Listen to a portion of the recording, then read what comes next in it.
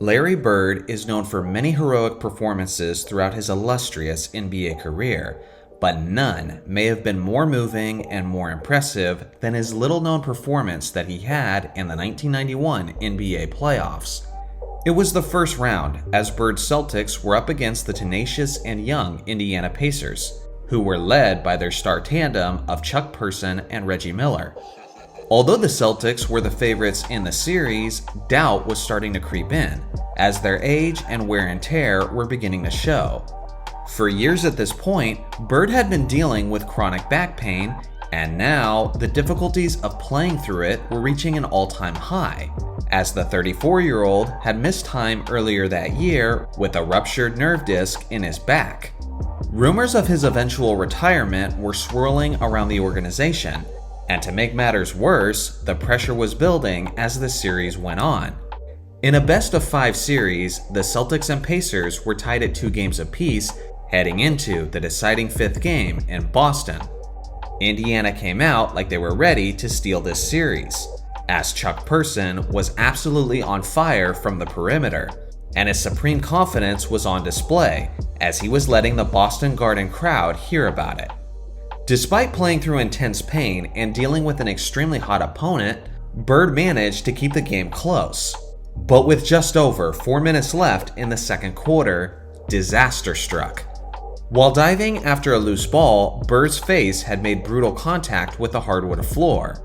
The Garden went quiet as he laid on the ground, temporarily losing consciousness. After taking a while to get up, he went to the locker room, where the medical staff discovered that not only had he broke his face with a fractured cheekbone, but he had also suffered a concussion. To the Boston faithful, it appeared as if they were witnessing the end of Larry Bird's career right before their very eyes. To make matters even worse, Chuck Person continued to heat up, as he was now hitting absurd shots without any hesitation. In an interview with Larry Bird in 2004, he said, "When I hit the floor, I couldn't move my mouth. I was in a lot of pain, but I could hear the crowd out there, and I thought, I can't leave those guys out there by themselves." The team doctor told Larry that under no circumstances should he go back out there on the court, due to the damage to his back, his face, and his brain. Much of the energy and enthusiasm had been sucked out of the building, and midway through the third quarter, when the momentum was now completely on the side of the Pacers, Larry Bird suddenly jogged out of the tunnel with his warm-up jacket on, sending the crowd into a frenzy. A sense of hope has suddenly surged through the stadium, as Larry looked as if he was prepared for battle.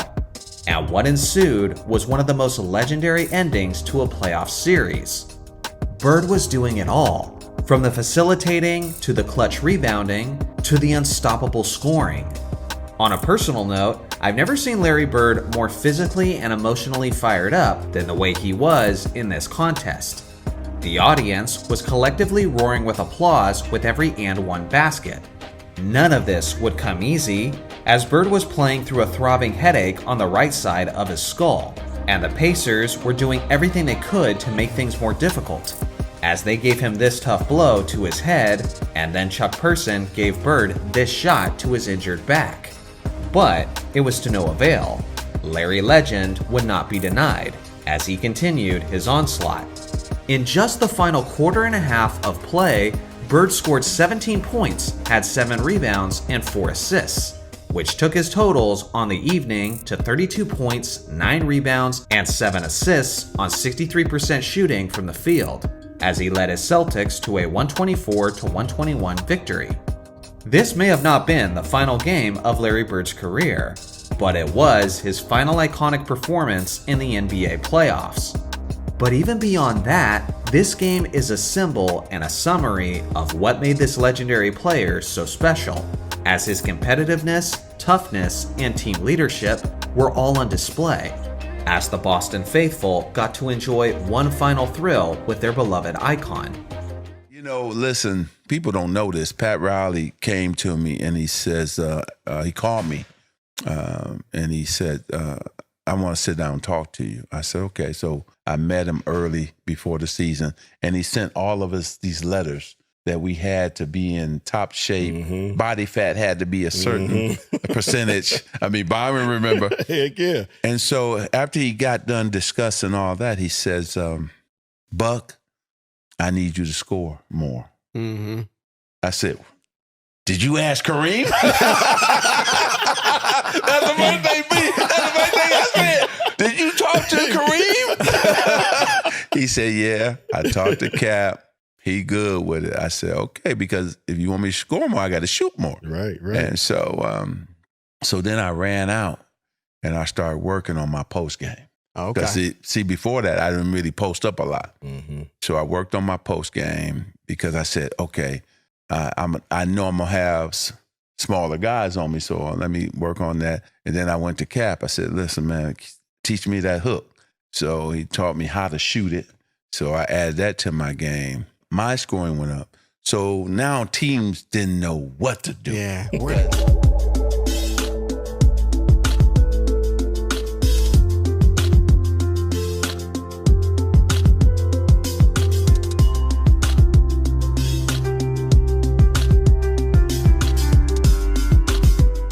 When it comes to general basketball discussions, people love to delve into what-if scenarios about certain players. Like, what if LeBron James focused more on his scoring? How many points would he have averaged? What if Kobe Bryant focused his energy on facilitating? Even Kobe himself once dabbled in this thought process, claiming that he would have been the best point guard in the entire league if he focused on playmaking. One of these legends that you can make this argument for is Earvin Magic Johnson.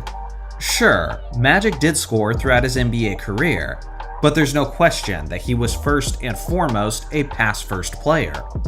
John Stockton may be the NBA's all-time leader in total assists, but it's actually Magic who has the highest career assist per game average in NBA history, at a whopping 11.2. For some perspective, Magic's career average would be good enough as a single season average to lead the NBA in 21 out of the last 30 seasons of NBA history. Plain and simple, Magic was a giver, and that's his greatest claim to fame, as he was the unselfish leader of the Showtime Lakers offense that won 5 NBA championships during the 1980s. But once upon a time, it wasn't Magic's passing that was called upon to win a championship, but rather it was his scoring. It requires some of the context of the time in order to understand why his coach Pat Riley asked Magic to look to score for himself. Through the first half of the 1980s, the Lakers had been the league's most successful franchise, winning the championship in 1980, 1982, and in 1985. But 1986 was a different story. That year, in the Western Conference Finals, the Lakers were shockingly upset by the young and upcoming Houston Rockets, who were led by their twin tower tandem of Hakeem Olajuwon and Ralph Sampson. The series wasn't even close, as the Rockets won multiple games by double digits, before comfortably eliminating the Lakers in just 5 games. Over those 5 games, Magic averaged an insane 16.2 assists per game. Yet all it amounted to was an overwhelming defeat. The eventual champion was the legendary '86 Boston Celtics, who beat that same Rockets team in just 6 games. It was clear that what Magic and the Lakers were doing wasn't working. They had to get better, and they had to try something different. Which is why Pat Riley approached Magic Johnson in the 1986 offseason and told him that he needed to be a scorer. Surely, if 16.2 assists per game wasn't going to get it done in the NBA playoffs, then they would theoretically have a better chance if Magic was looking to score. After spending time in the gym working on his post-game and jump hooks, Magic was ready for the start of the 1986-87 season with a brand new mentality. Of course, Magic couldn't deny himself, as he was still the leading point guard and was going to be making plays for his teammates. But without question, he had improved significantly as a scorer and was beginning to dominate in that aspect. On 3 separate nights that season, Magic scored at least 40 points, including a monstrous 46-point performance where he nearly had a triple-double and shot the basketball 36 times. The adjustment was working, as the Showtime Lakers were winning more regular season games than ever before. By season's end, LA had a league-best 65-17 record, and Magic was named the league MVP, as he improved his scoring by 5 points over the previous season, on an average of 4 extra shot attempts per night. Magic averaged a career-high 23.9 points per game on 52.2% shooting. That season, he was ranked 10th overall in scoring, ahead of all-time great scorers like Karl Malone, Charles Barkley, and Hakeem Olajuwon. Somehow, Magic still managed to lead the NBA in assists per game, as he put up an average of 12.2 while simultaneously being 10th in scoring. This time, the Lakers would not be stopped in the West playoffs, as they went 11-1 through the first 3 rounds. Then, in the NBA Finals, they met up with Bird and the Celtics once again. What Boston had on their hands was a totally different beast, as Magic even outscored Larry Bird in the majority of those games. Moving forward to Game 4, it was a hostile Boston atmosphere, and with the game on the line, Magic experienced the reward of his offseason training, as he hit the game-winning baby skyhook right over the top of Boston's legendary big men. This version of Magic was utterly unstoppable, and over the course of the 6-game series, he averaged a marvelous 26.2 points, 13 assists, and 8 rebounds, while making a deadly 54% of his shots, as he led all Lakers players in points, assists, rebounds, and steals. Over the course of those finals, nobody on the Lakers or Celtics shot the ball more times than Magic Johnson, who reinvented himself to once again achieve basketball's greatest glory. At the conclusion of those finals, even Larry Bird, Magic's greatest rival, had to humbly admit what had now become clear to the basketball world. Magic's just a great basketball player. He's the best I've ever seen, Unbelievable. I don't know what to say. So what do you guys think? Have you ever seen a player at his peak who had a more deadly combination of scoring and facilitating than 1987 Magic Johnson? Listen, Kobe, like I said, this entire time, he's our Michael Jordan for my generation. He's one of the best to ever lace him up, and it's been a pleasure and an honor to compete against him basically almost my entire career. We all know about the Black Mamba. He was quite simply one of the greatest scorers in NBA history, and if you ask me, I believe he was the most explosive perimeter scorer of all time. When the Mamba got hot, it seemed like anything was possible. Obviously, we all know about his incredible 81-point performance against the Toronto Raptors on January 22, 2006. But I would argue that he had an even more impressive performance just 1 month earlier. You guys all know the game I'm talking about, but I honestly think that most of you don't grasp how remarkable it truly was.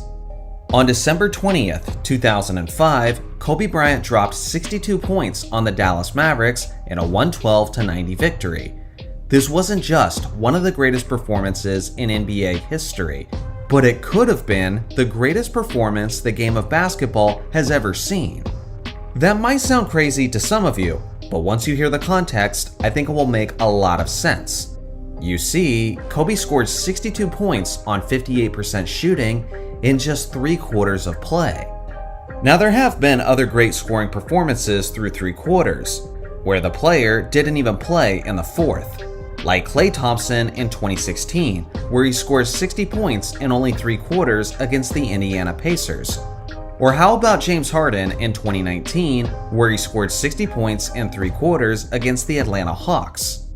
The thing that separates Kobe's performance, though, was the fact that he outscored the entire Dallas Mavericks team through 3 quarters of play, 62-61. When James Harden and Klay Thompson got their 60, they were nowhere close to outscoring the opposing team through 3 quarters. Phil Jackson gave Kobe the option of remaining in the game to play in the 4th quarter and set some scoring records. But the Mamba passed it up because his Lakers were up by 34 points, and he was content with the victory at hand. But if Kobe had stayed in the game, then he would have had the opportunity to do something that's never been done before in the history of the NBA. which is outscore an entire opposing team over the course of a game.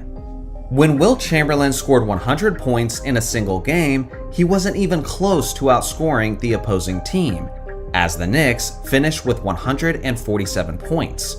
When Wilt dropped 78 points, the opposing team had 151. In Michael Jordan's career-high game of 69 points, the Cleveland Cavaliers had 113. When Luka Doncic scored 73 in 2023, the Hawks finished with 143. Even when you're looking at the highest scoring performances in NBA history, no one has ever been close to outscoring the opposing team over the course of a full game. Also consider this. One of the main reasons why other greats were never close to outscoring an opposing team is because almost all of them played in an offensively inflated era.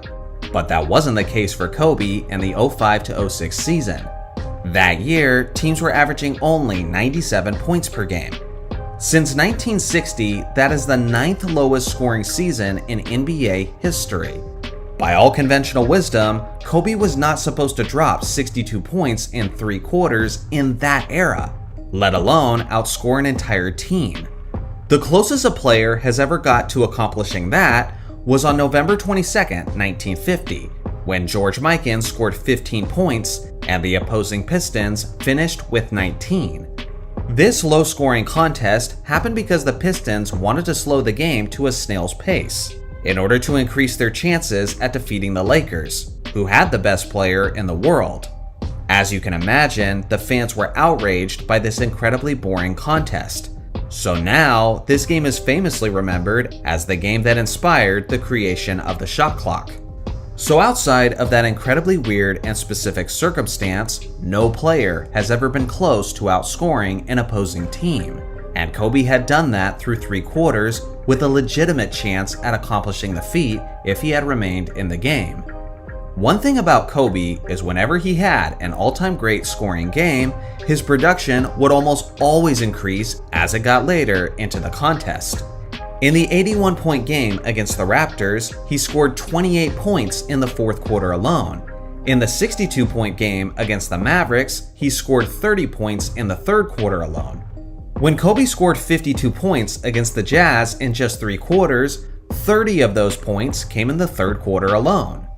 It is very possible that the Mamba could have scored as many points as he needed to in order to outscore the Mavericks in the 4th quarter as well, especially considering how the Mavericks were deflated at that point and had nothing to aspire towards.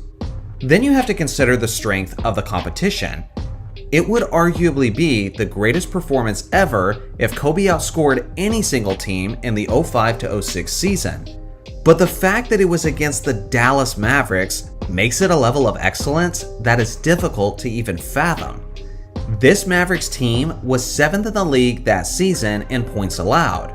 Beyond that, they made it all the way to the NBA Finals that year. Kobe wasn't taking advantage of some lottery-bound franchise, but he was legitimately torching one of the select few best teams in the entire league. He potentially could have produced more points single-handedly than the Western Conference champions. Let that sink in.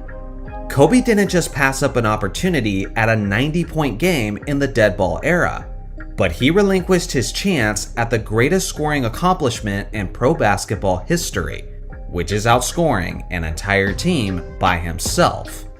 So what do you guys think? If Kobe had played in the 4th quarter and accomplished the feat, would it have been the greatest individual performance in basketball history, or maybe even sports history? I look forward to hearing your thoughts in the comment section below. Jordan. Oh, a spectacular move by Michael Jordan. On Sunday on Twitter, you claim Michael Jordan's switch hand layup was somehow not impressive. That is a still shot. We can't show you the full video on if you're watching, but everyone knows this because it has been just absolutely forced down our throats for 30 years as if this is one of the greatest moments in NBA history. It flatly is not. Here's the thing. Jordan might be the greatest player ever. I don't think he is, but obviously there is a strong case to be made for him. But if you think about the highlights you see forever throughout NBA history. There are these amazing feats of athleticism and then a couple basic ass Jordan plays. Like the highlights that live forever. It's like, holy shit, Dr. J jumped, put the ball behind the backboard, hung in the air, got it around to the other side. It's like, is he the only person in the world who could do it? Vince Carter jumped over a 7'3" French dude and ended his career. It's like, is that the greatest thing I've ever seen in my life? LeBron is 30 feet behind the play, tracks down Iguodala, pins it. And then it's like, and Michael Jordan once had a spin move baseline and kind of dunked on Patrick Ewing. And another time, Michael Jordan switched hands on a layup. Holy shit. Look at this. I know that you've all seen this iconic image and this iconic highlight from Michael Jordan. Here's the thing. Anytime this highlight pops up nowadays on social media, you will find commenters in the thread saying that the play is overrated, that it wasn't anything special, and that modern players have done things similar or way more impressive, and that we only make a big deal about it because it was from Michael Jordan. Although I do find these reoccurring comments very annoying, I can't really blame younger fans for thinking these things, because there's just no way that they could really understand the context and the magnitude of the moment, unless someone explained it to them in detail. So that's what I'm doing today, as I'm telling you the story and the significance behind the most iconic layup of Michael Jordan's career. In June of 1991, the NBA audience was preparing itself to see a dream matchup in the NBA Finals, Magic versus Michael. The two biggest stars in the NBA and the top two MVP finalists of the league were set to square off on the game's biggest stage. Magic was 1 year removed from being the league MVP, and as a guy who was the face of 1980s basketball, he won 5 NBA championship rings during that decade. So in reality, Magic's legacy was already firmly established in a very positive light. You could even go as far as saying that he had nothing left to prove on the basketball court. On the other hand, there was Michael Jordan. Now, although MJ was already being celebrated for his transcendent talent, there was still something missing from his legacy and reputation. He wasn't widely regarded yet as a winner. You see, at this point in time, people had a different idea of what it took to win championships. Throughout the vast majority of NBA history, it had been the facilitators and team-first players who won the championships, and not the scoring leaders. In the 1960s, Wilt Chamberlain was breaking scoring records, but it was Bill Russell who won most of the championships. In the 1980s, players like Dominique Wilkins, Alex English, and Adrian Dantley were winning the scoring titles, but it was first-team leaders like Larry Bird and Magic Johnson who were winning all of the NBA titles. So with this being the case, a widespread narrative was established that leading scorers don't win championships. Team leaders do.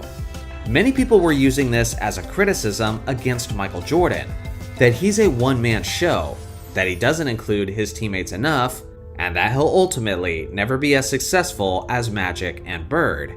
Think about it. Michael Jordan was 28 years old at that point in time, yet he still didn't have a single championship ring. At that same age, Magic Johnson already had all 5 of his championship rings, and Larry Bird had 2. So relatively to his elder competitors, Jordan was behind schedule, and much of the basketball world started to speculate that it was due to a flaw in his leadership and approach.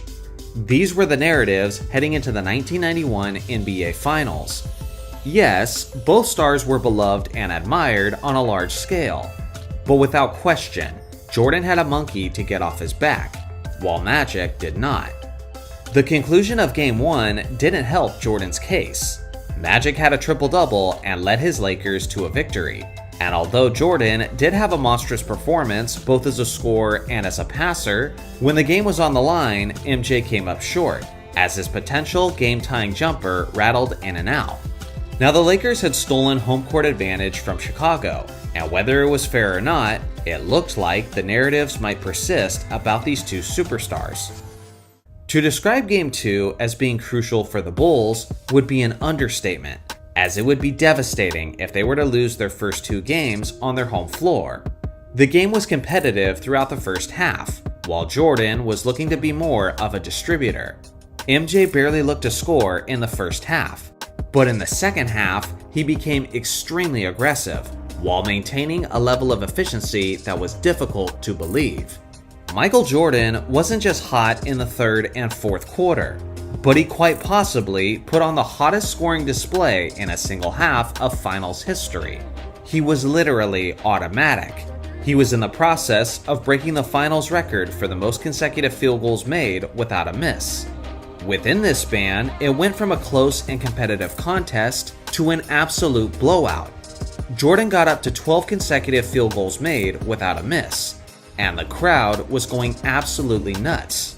He was taking over on the game's ultimate stage, proving that he can win at the highest level while being a leading scorer. Then the highlight happened, when Jordan made the iconic hand switch layup, which was now his 13th straight shot without a miss.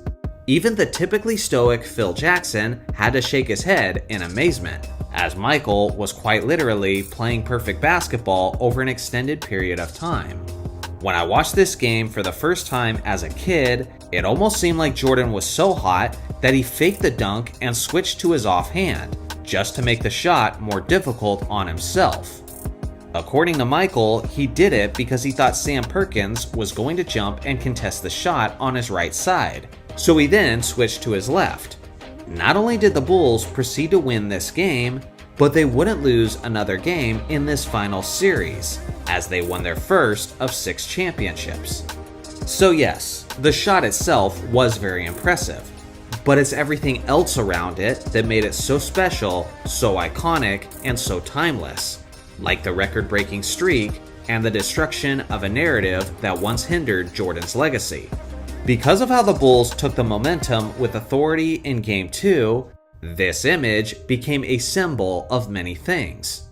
In a way, it was the start of their dynasty.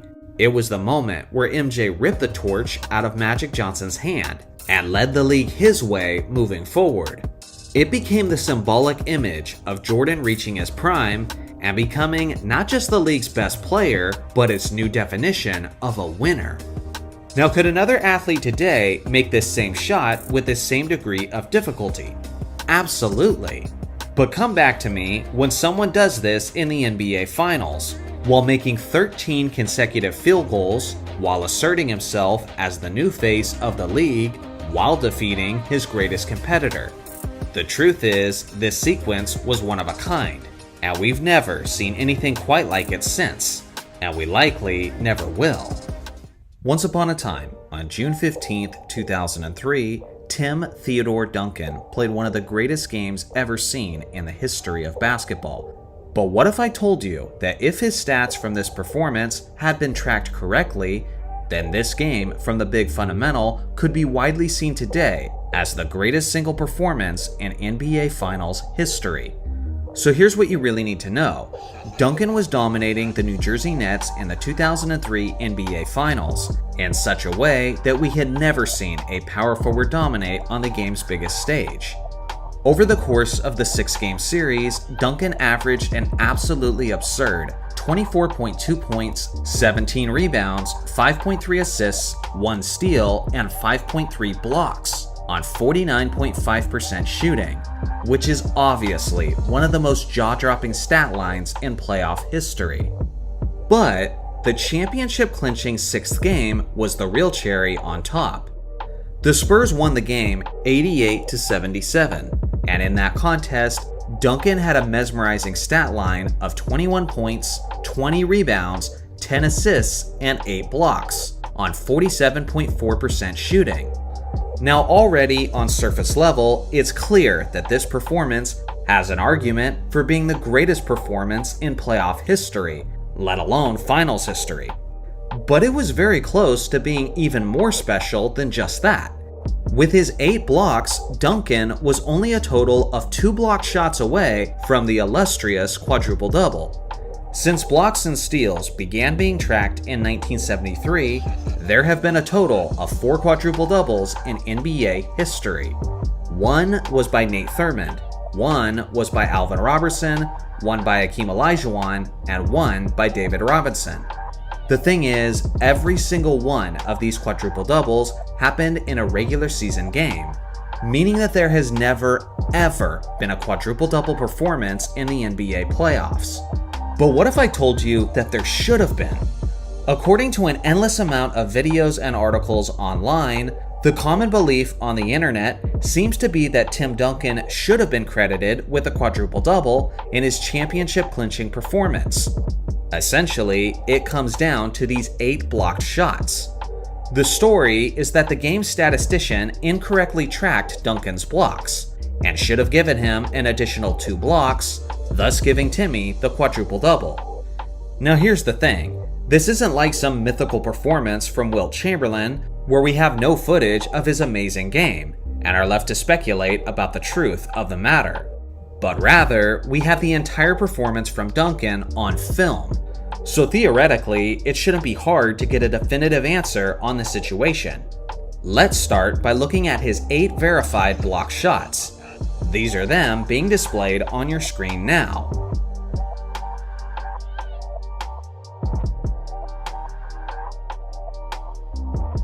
So I think we can all agree that these confirmed blocks look pretty legit. But now is where things get really interesting, because now we're looking at the plays that allegedly should have been counted as blocks as well for Tim Duncan. The first was midway into the 3rd quarter. Kerry Kittles is attacking the basket, and after receiving contact, Kittles releases the ball before it was deflected out of bounds by Tim Duncan. Just to be clear, there was no foul called on this play. Now, according to the NBA, this did not count as a blocked shot for anyone on the court because this was not registered as a shot attempt for Kerry Kittles, meaning that Duncan's deflection was just that, a deflection and not a blocked shot. This seems like complete and utter nonsense to me though, because if Kittles wasn't shooting the basketball, then what was he doing? If you ask me, it was clear that Kittles was shooting the ball because he had just received contact and launched the ball at an upwards angle towards the rim, as if he was trying to earn a trip to the free throw line. What's amazing is that even ABC's commentators agreed with me during the play, including the legendary big man Bill Walton, who knows a thing or two about blocked shots. I don't know if that was considered a shot attempt, but it's Duncan that knocked it out of there. That's absolutely a block shot. And then he's got 6 in my book. So now I think we can all agree that Tim Duncan legitimately deserved at least 9 blocked shots. But now let's look at the alleged 10th block, which is what he needed for the quadruple double. This one happened with just under 5 minutes left in the 3rd quarter. Richard Jefferson gets the basketball at the top of the key. He drives the lane and then drops a bounce pass to Kenyon Martin, who goes up for the shot, which is then blocked by either David Robinson or Tim Duncan. Now it's hard to tell definitively, but based on this footage, it looks like Tim Duncan gets to it first and gets his hand over the top of the basketball. I'll zoom in, slow it down, and give you time to look at it for yourself. Based on this specific highlight, from this specific angle, many YouTubers have claimed that this was clearly a blocked shot by Tim Duncan, and he should have been credited with the stat instead of Robinson. But I don't think it's that simple, because what most people don't realize is that there's actually another available angle on this shot. Usually, the NBA puts out an annual movie/documentary based on the season of the championship winner. This is the one from 2003 dedicated to the San Antonio Spurs title run. And on this one, which I have watched in its entirety, there is actually baseline footage of this play. Take a look. Now on this one, it is pretty clear that Duncan got to Kenyon Martin first. But although Duncan may have got a piece of the basketball, Martin did not release the shot just yet. But instead, he regathered it before he eventually releases it where it's sent back by seemingly David Robinson. From this angle, I can't possibly see how this block could have been Duncan's, as the follow-through of his arm is going in the exact opposite direction of where the ball is sent flying. So from a physics standpoint, it only makes sense that David Robinson was actually the one who blocked this shot. So at the end of the day, as much as it pains me to say it, I do think he fell just short of the quadruple double, even if his stats had been accurately calculated. Yes, the statistician was wrong, but instead of his stat line being 21, 20, 10, and 8, it should have been 21, 20, 10, and 9. In actuality, since blocks and steals have been tracked, there has still never been a player in NBA history who's achieved a quadruple double in the NBA playoffs. But at the end of the day, does it really matter? Even without that quadruple double accomplishment on his resume, there is still no question that this was one of the select few greatest performances of all time, and quite possibly the greatest performance that the league has ever seen in a championship-clinching game. The NBA Hall of Famer, Dennis Keith Rodman. What if I told you that one of the most fascinating periods of his career is one that many people don't even know about, which was a small window of time filled with many highs, lows, and plenty of controversy. As you all know, the Worm was a 5-time NBA champion who won 2 titles with the Pistons and 3 with the Chicago Bulls. He's one of the top 5 greatest rebounders of all time, and he's one of the top 5 greatest defensive players in NBA history. The vast majority of his career is well documented and well known by the general audience. But contrary to popular belief, there was another fascinating chapter in his story, even after his time with the Bulls. At the end of the 1997 to 1998 NBA season, the Bulls were celebrating their 6th championship in 8 seasons. But the spoils of success were bittersweet, because the Bulls general manager, Jerry Krause, was determined to blow up the very roster that had made his name famous. Phil Jackson was forced out of his head coaching position. Michael Jordan retired in response to Jackson's firing. Scottie Pippen was traded to the Houston Rockets, and the 37-year-old Dennis Rodman was simply cut by the Bulls management, leaving him as a free agent for any potential suitors within the league. The thing is, there was no interest, at least for a while.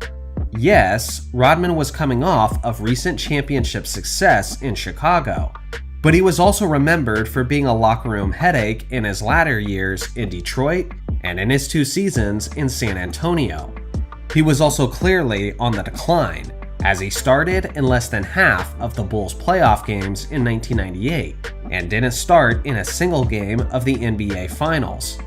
Not only was he a risk from a chemistry standpoint, but even the upside was now limited due to his quickly increasing age. But alas, one team was desperate enough to make the call: the Los Angeles Lakers. Although the Lakers were certainly one of the most talented teams in the league at the time, to describe them as a work in progress would be an understatement. They had been swept and gentlemen swept out of the last 2 postseasons, and were annually failing to live up to their high expectations. They were a group of dysfunctional egos. Their leader was best described as a giant entitled child, who was as sensitive and demanding as he was playful. Their 20-year-old phenom was anxious to assert himself, and his selfish and showboating approach to the game had often alienated his teammates, causing them to resent him. Their head coach, Kurt Rambis, was a rookie at the position, and he had just replaced the fired Del Harris after 12 games played in the new season. Rambis had no experience as a head coach, and although he was immersed in the players' egos, managing them would be a near impossible task, because he was just starting to get his feet wet with the playbook, let alone the players. On top of all of that, they were now adding the league's most notorious locker room wildcard. And get this, the Lakers were bringing him in with the intention of him being a leader and teaching this team how to win. Yeah, the guy who took Vegas vacations mid-season on the Bulls was now being leaned upon to lead in LA. Many began to question if the Great Western Forum was now becoming a purple and gold circus. To say that the team was split on the acquisition would be an understatement. The Lakers owner, Jerry Buss, was elated to get it done, while their general manager, Jerry West, wasn't thrilled in the slightest.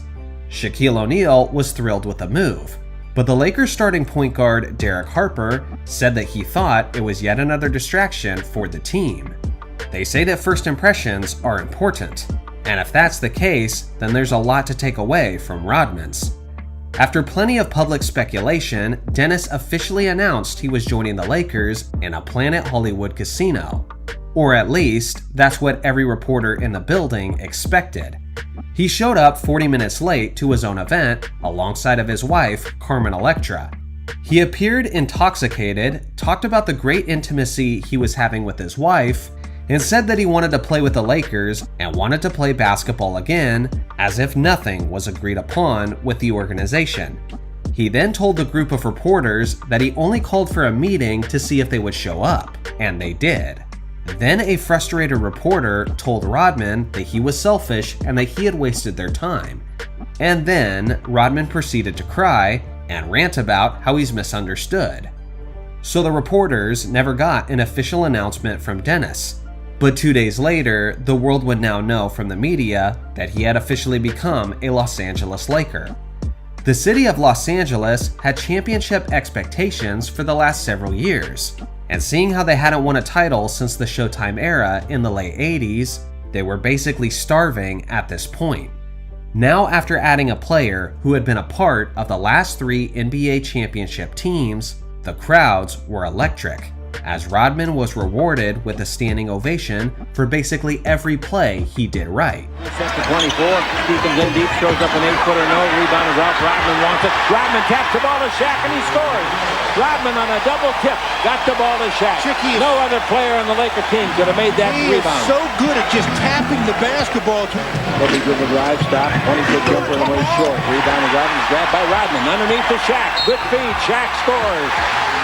Rodman's second rebound. Look at the people standing, shaking their fists, shaking the building. A simple rebound, and he gets a standing ovation. That one, the ball bounced right to him, but it didn't matter.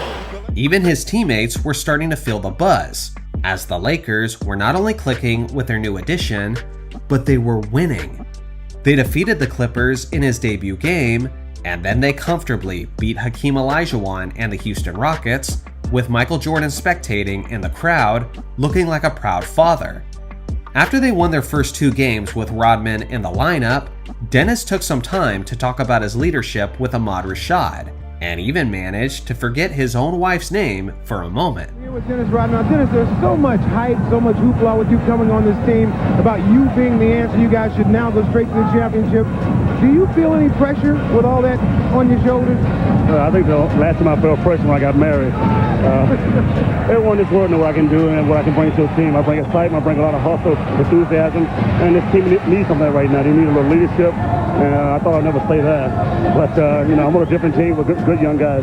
Yeah, but you do lead in your own way. Yeah. But you have played on some great basketball teams. As you look around you on this team, does this team have the potential of winning NBA championships? Well, these guys to keep focused, stay focused every day, and go out there and do what it takes to win. No matter who scores the point, no matter who's the hero that day, just go out there and work together as a team. And you will be the leader in that area. Well, I go out there and do what I do. I go out there and play the biggest guys, the toughest guys. They see me go out there doing it every day in and day out. Hope it rubs off. All right, Dennis, good to see you, man. Good luck to you. I want to say hello to my wife, Tara Patrick. I hope that you're. Los Angeles continued their dominating run and started the Worm era with a 10-game winning streak, after starting the season with a 6-6 record without him. Over that stretch, Rodman was averaging 10.3 rebounds per game and only 25 minutes of action per night. He got as many as 20 rebounds in a victory over the Clippers. At this point, even Jerry West had changed his tune, as he referred to Rodman as a basketball genius in an interview. You would think, with this much success, that it would be all smiles in the Lakers locker room. But unfortunately, that wasn't exactly the case, as Rodman missed several team practices, while other teammates complained about the unequal standards that they were held to. Rodman's gambling and party-heavy lifestyle continued, which resulted in public rumors that he was cheating on his wife. Even Shaq, who was initially in favor of bringing in Rodman, was starting to become frustrated with his questionable practices and decision-making, as he would often take naps during team scrimmages and often smelled repulsive, since he only showered before games rather than after. Things would quickly get even more wild. After the 10th straight win, Rodman had to leave the team for personal reasons, and apparently even the head coach Kurt Rambis didn't know why. There were rumors that Rodman had unpaid gambling debts. There were rumors that Elektra was now cheating on him, and there were even rumors that they were getting a divorce. Needless to say, it was a distraction for the Lakers, as Dennis missed their next 3 games, and LA went 1-2 in that stretch. When he returned to the lineup, the Lakers would win their next 2 games over Orlando and Dallas, which meant their winning streak was extended to 12 games when Rodman was in the lineup. As a reward for his play, Rodman was moved to the starting lineup for the first time. But although his minutes may have increased significantly, his level of focus seemed to decrease. The off-the-court drama was starting to affect Rodman's performance, as he was lacking his usual effort defensively, while getting into an excessive amount of on-the-court altercations. He was also now missing every other team practice, as he was less reliable than ever before. All of these headaches may have been tolerable if the Rodman era maintained its dominant start, but after the 12 straight victories, Rodman and the Lakers proceeded to go 6-6, which is the same record they had before he had signed. On April 13th, in a matchup against the Portland Trail Blazers, Dick Stockton and Hubie Brown perfectly summed up what the Rodman experiment had amounted to. A late report on Dennis Rodman is that he has a sore left elbow and will not play in the second half. And Hubie, everyone talks about how he could be the missing link in the puzzle for the Lakers. I think at this point you'd have to say that his signing has been a detriment to this team, because with all of the problems that he has brought upon this team, missing practice, going off on his own, all of the things, we don't have time to enumerate it. He really hasn't done the job they wanted, the offensive rebounding, as much as he has. Just think out here. There are 9 power forwards in the West who have played in the Western All-Star game. Now think about that. So he has been dominating now in the last 10 days by Karl Malone, by Weber, by Baker at Seattle, and then by Grant here this evening. Now he is getting destroyed at his strong suit, defense. He cannot control these guys, and he's being out-rebounded. So, he can pout and do all that he wants, but there are no suspensions. So who are you and I? Because they play him and start him the very next game. In the very next team practice after these comments, Rodman would show up without his shoes or socks, claiming that he didn't know where they were. And that was the last straw for the organization. Rodman was immediately released from the team. In his 23 games in Los Angeles, he averaged 2 points, 11.2 rebounds, and had a total of 11 technical fouls. Although many of the Lakers on that roster were relieved to see him go, one of the guys who didn't want him to leave was actually Kobe Bryant. Kurt was put in a very tough situation. One, because he was the head coach for the Los Angeles Lakers, first head coaching job, and then you bring in Dennis. Yeah, I'm going to be honest with you. I would love to have Dennis right now. I would love to. Win cures everything. If you don't drop these last 2 games, he's still here. Now, the 1999 Lakers wouldn't really improve after they released Dennis Rodman. They would finish out the year with 9 wins and 9 losses, including a playoff sweep at the hands of the eventual champion San Antonio Spurs. But during the offseason, the Lakers would hire Phil Jackson to be their new head coach, which would be the dawn of a new and very successful era. According to Rodman, after the Lakers had hired Jackson, he was waiting anxiously by his phone, waiting for a call from the Lakers, since him and Jackson had previously had championship success together. But that call would never come. To me, this is one of the more fascinating and interesting what-ifs in NBA history. Because if you ask me, without question, the 1999 Lakers had a much higher ceiling with Rodman in the lineup. But that team was also like a group of sheep without a shepherd. They desperately needed the calm and composed leadership that Phil Jackson would provide 1 year later. which in Rodman's case was 1 year too late. If Jackson didn't take a 1-year hiatus after his departure from the Bulls and was available for the Lakers to manage the egos, the chemistry, and the drama, then I can only imagine how much more success the Lakers would have had with Dennis Rodman in 1999. Unfortunately, we'll never know for sure. In the end, who would have thought Carmen Electra would have gotten more out of her marriage to the Worm than did the Lakers? All the time, I see people engaging in the debate of who truly dominated Father Time, Michael Jordan or LeBron James. It's certainly not the worst argument to have, as both superstars were extremely impressive basketball players in their latter years. At 38 years old, LeBron took his Lakers all the way to the Western Conference Finals, while averaging these ridiculous numbers throughout the regular season. On the other hand, there's Michael Jordan, who joined one of the worst teams in the league at the age of 38, and up until he tore a ligament in his knee, he had them destined for the NBA playoffs. But what if I told you that neither of these legends were actually the GOAT candidate who had the most impressive accomplishment at that age?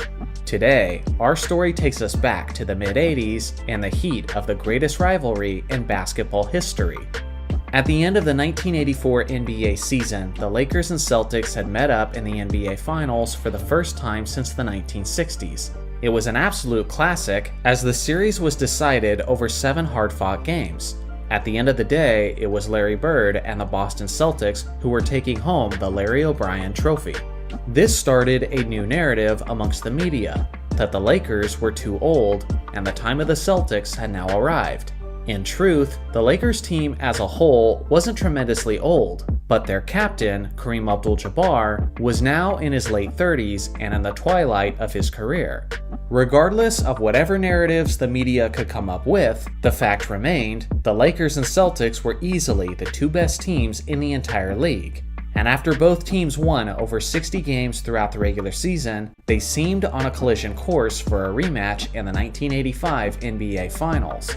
Magic Johnson was leading the Lakers, as he was now clearly coronated as the Lakers' best player within the franchise. On the other hand, Larry Bird had just won his 2nd straight league MVP and was making a strong claim for the title of the best player in the NBA. At the time, the belief among general basketball audiences is that one of these 2 players would have been the deciding factor in the upcoming NBA Finals. The Celtics were the defending champions, and they had home court advantage for the rematch. The majority of the confidence seemed to be in their corner, and that would definitely be the case after Game 1. When the series began, the Lakers didn't even seem to be in the same league as Boston, as the Celtics were absolutely on fire from the field, while the Lakers looked slow, sluggish, and afraid of the moment. At the end of the night, the Celtics had completely destroyed the Lakers, with a final score of 148-114.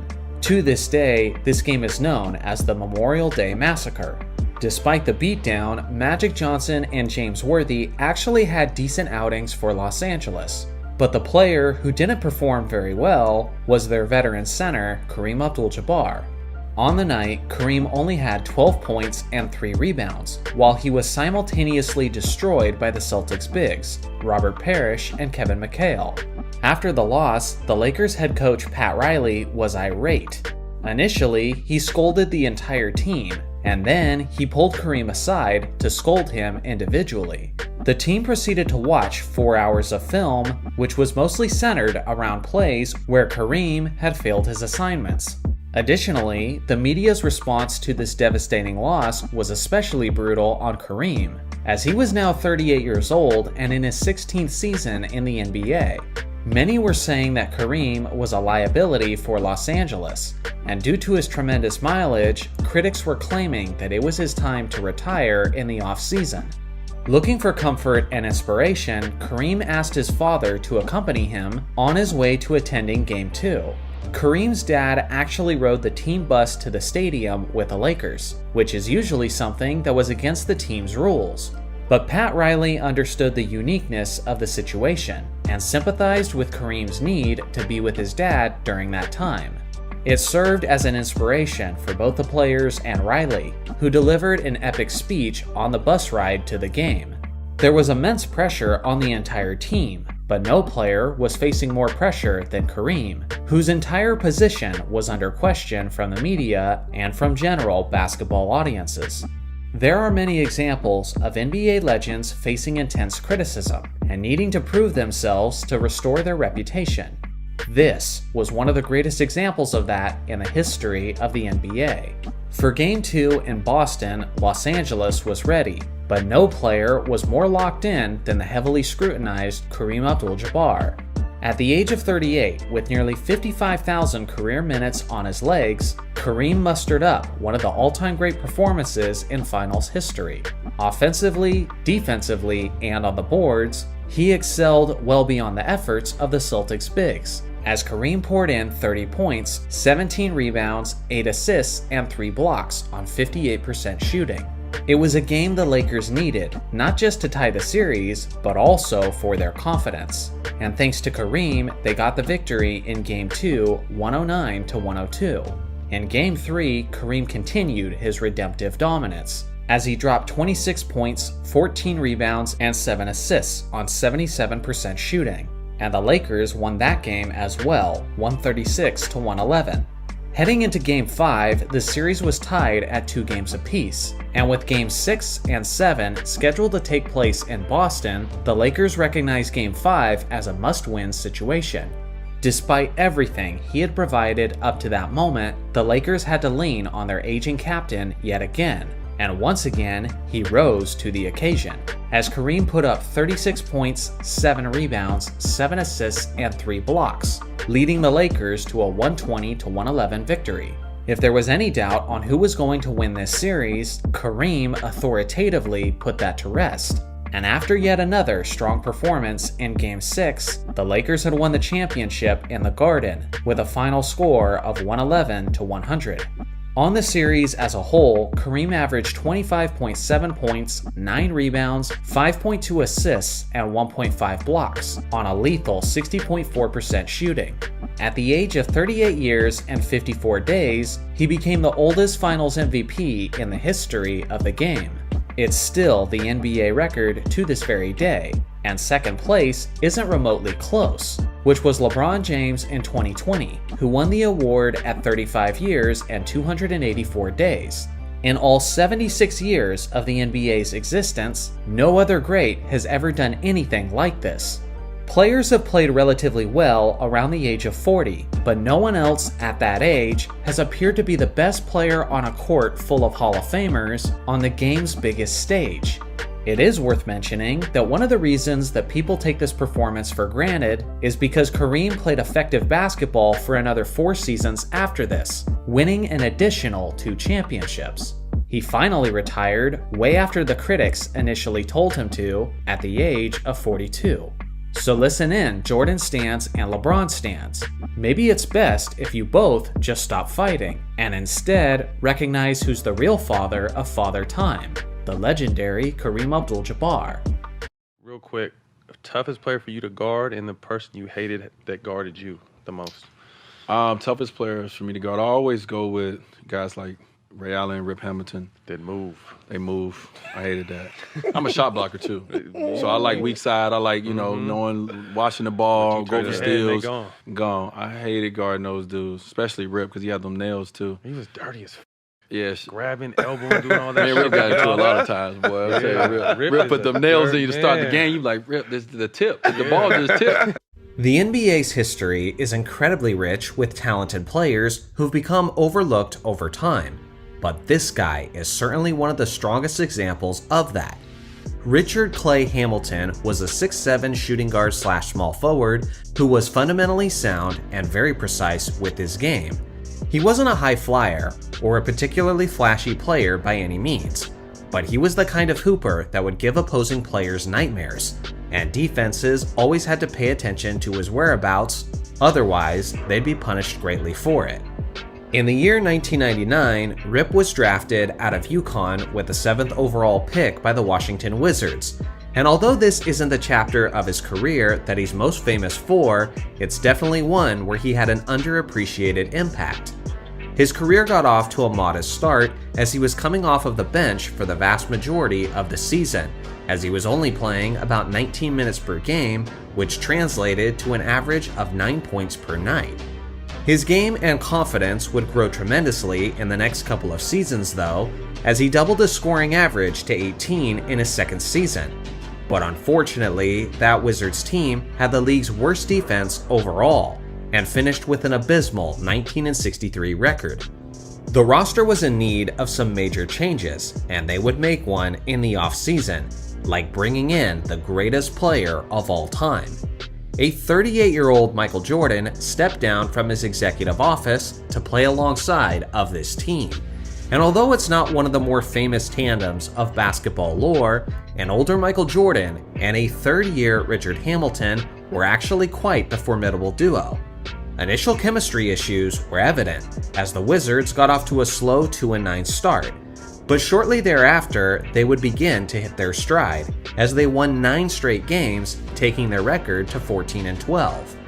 Michael Jordan, Richard Hamilton, and the rest of the roster were actually getting better as the season progressed, but Hamilton then injured his groin, causing him to miss 5 weeks.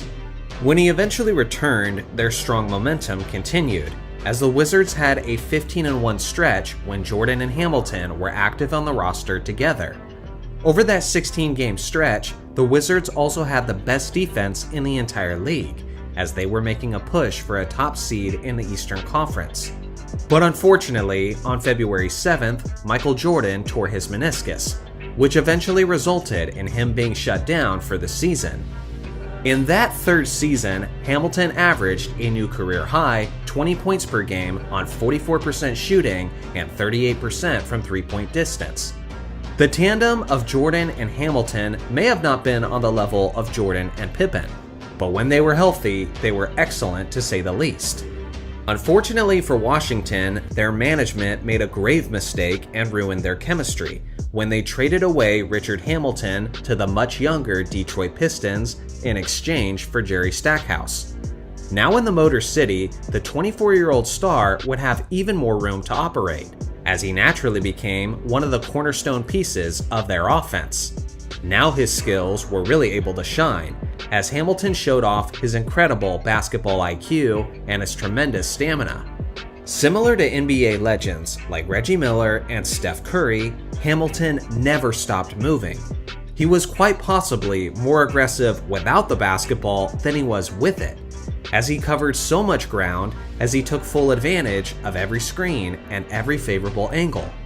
When he got to his ideal spot, he was nearly automatic, as he was equipped with one of the smoothest and one of the most lethal mid-range jumpers in the entire league. He immediately became the Pistons' leading scorer, averaging 19.7 points per game while playing all 82 games that season. This was also around the point where something rather significant would happen in his career. Between 2002 and 2004, Richard Hamilton would break his nose on 3 separate occasions. Due to this, he would regularly have to play games with a protective mask on. Over time, he became very comfortable with the mask, to the point that he preferred playing with it on rather than off. Even after his face had healed, Hamilton continued to wear the mask, as it basically became his signature accessory. When he was asked about the mask, he often referred to it as his quote, Superman cape. The Pistons certainly had no issues with it, as he continued to excel on the court. Now we enter the 03-04 season, which the Pistons are famous for, as they were arguably the greatest defensive team in NBA history. Richard Hamilton was once again the leading scorer of this group throughout the season, and it makes you wonder if there's ever been an NBA champion who's been more overlooked for his contributions to that title, despite being the team's leading scorer. Even in the NBA Finals against the super team Lakers, he led the team in scoring, regardless of the fact that Chauncey Billups was the one who won the Finals MVP.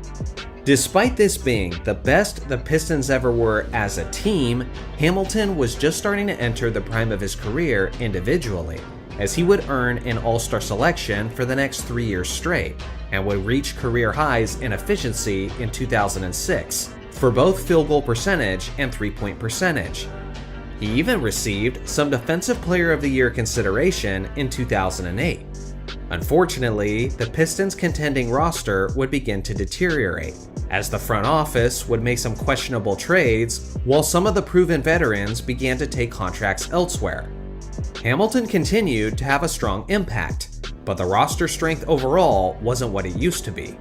Then in the late 2000s, Richard started to experience injuries that were far more significant than the ones to his nose, as he needed surgery on his feet, and by the age of 35, he was ready to hang it up for good. Since calling it quits, he's been honored by the Detroit Pistons, with his 32 jersey being retired. To a certain extent, I understand why hardly anyone talks about this guy anymore.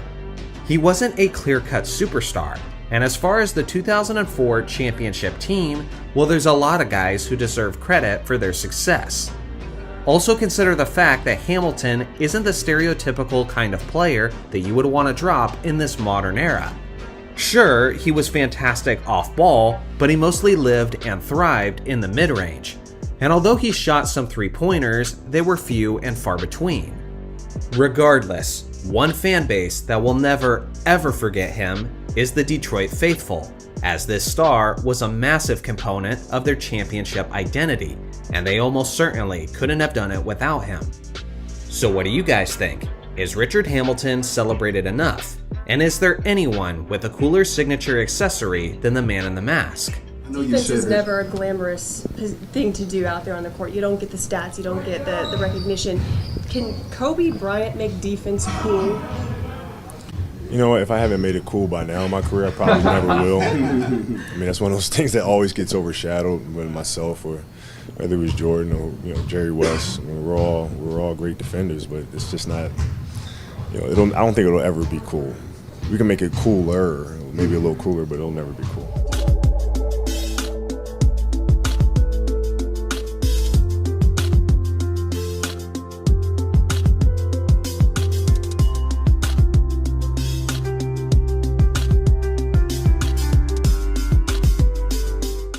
I don't think it's a hot take to say that defense generally isn't celebrated as much as offense.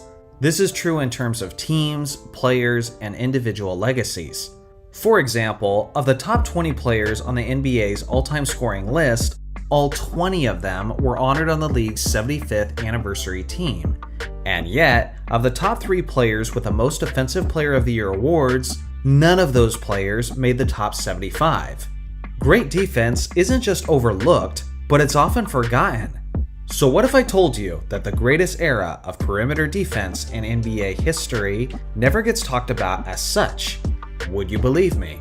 I believe that era is the 2000s decade, as there were so many elite wing defenders in that era that naturally caused many of them to overshadow one another. Today, we're looking at my absurdly stacked list of elite wing defenders in the 2000s, and let me know in the comments section if there's anyone else you think belongs on this list. First off is Bruce Bowen. This 6'7" small forward would absolutely smother offensive superstars, and he knew how to get under players' skin. He was famously recruited by the San Antonio Spurs to deal with Kobe Bryant in the NBA playoffs. And along with that, he also famously shut down LeBron James in the 2007 NBA Finals, where LeBron was held to an average of 22 points per game on 35.6% shooting. Sure, he is definitely known as one of the dirtier players of NBA history, but regardless of your opinion on that, you can't deny the fact that he was a lockdown defender. In hindsight, people act like Tim Duncan was always the best defender on the San Antonio Spurs, but for a while, the voters saw it differently, as Bowen was the runner-up in the DPOY voting for 3 consecutive seasons from 2005 to 2007, finishing ahead of Tim Duncan each year.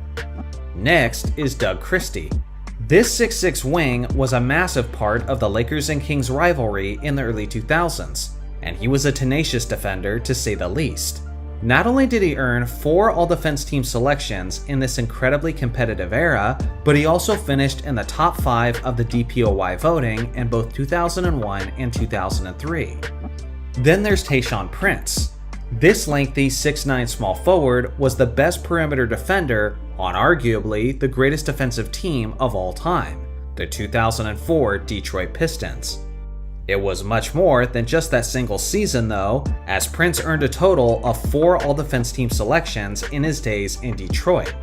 Prince was not only a suffocating on-ball defender, but he was a solid help defender as well, thanks to his remarkable speed and length.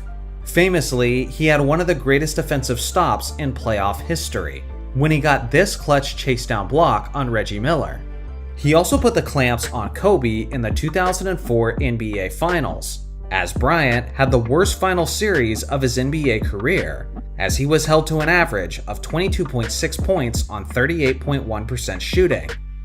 Then of course, there was Ron Artest.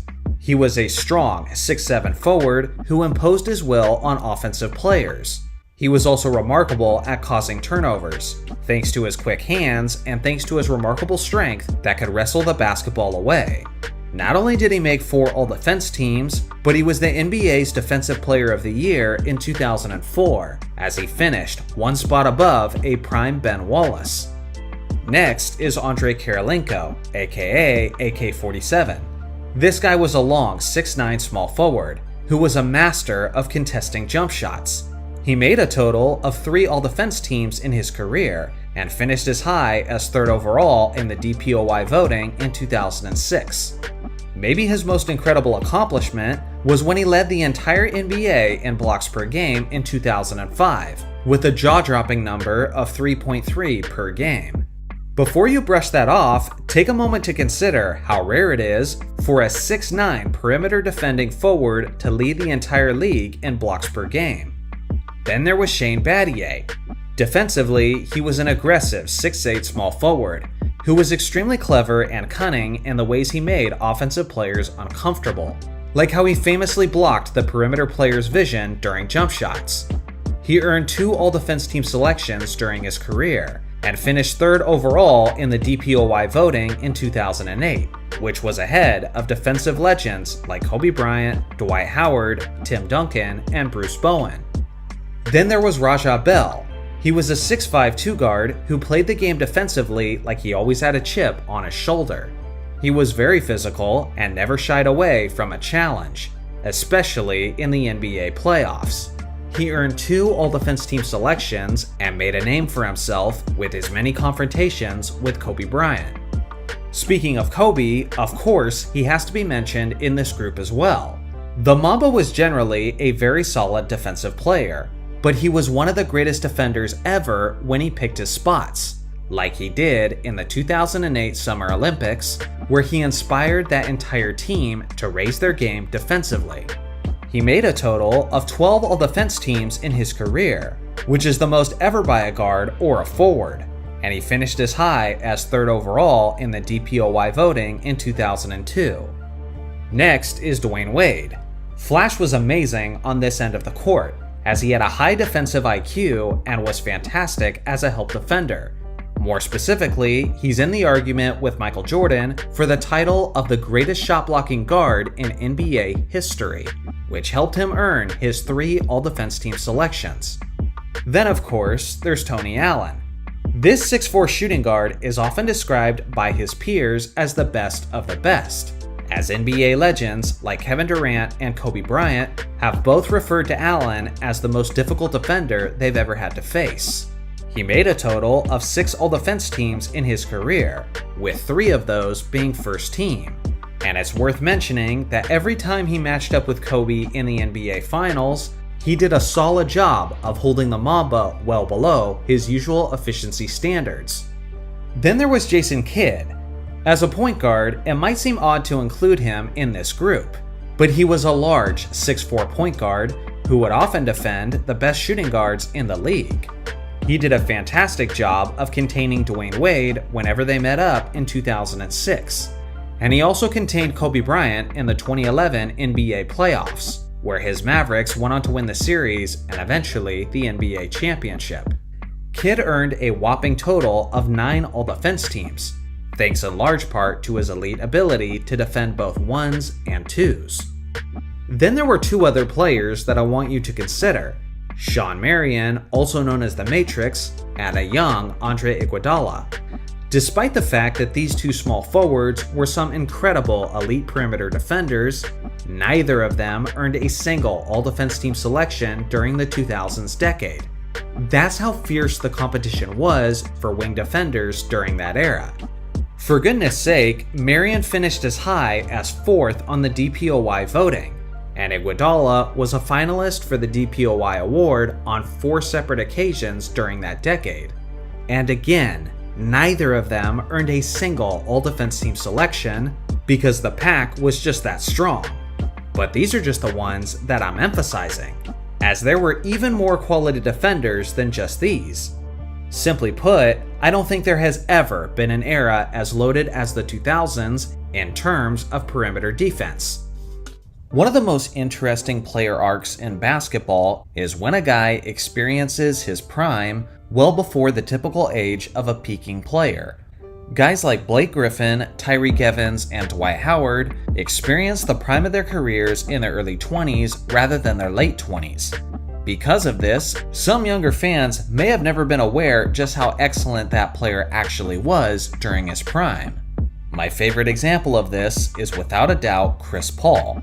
This eventual Hall of Famer is about to enter his 21st season in the NBA.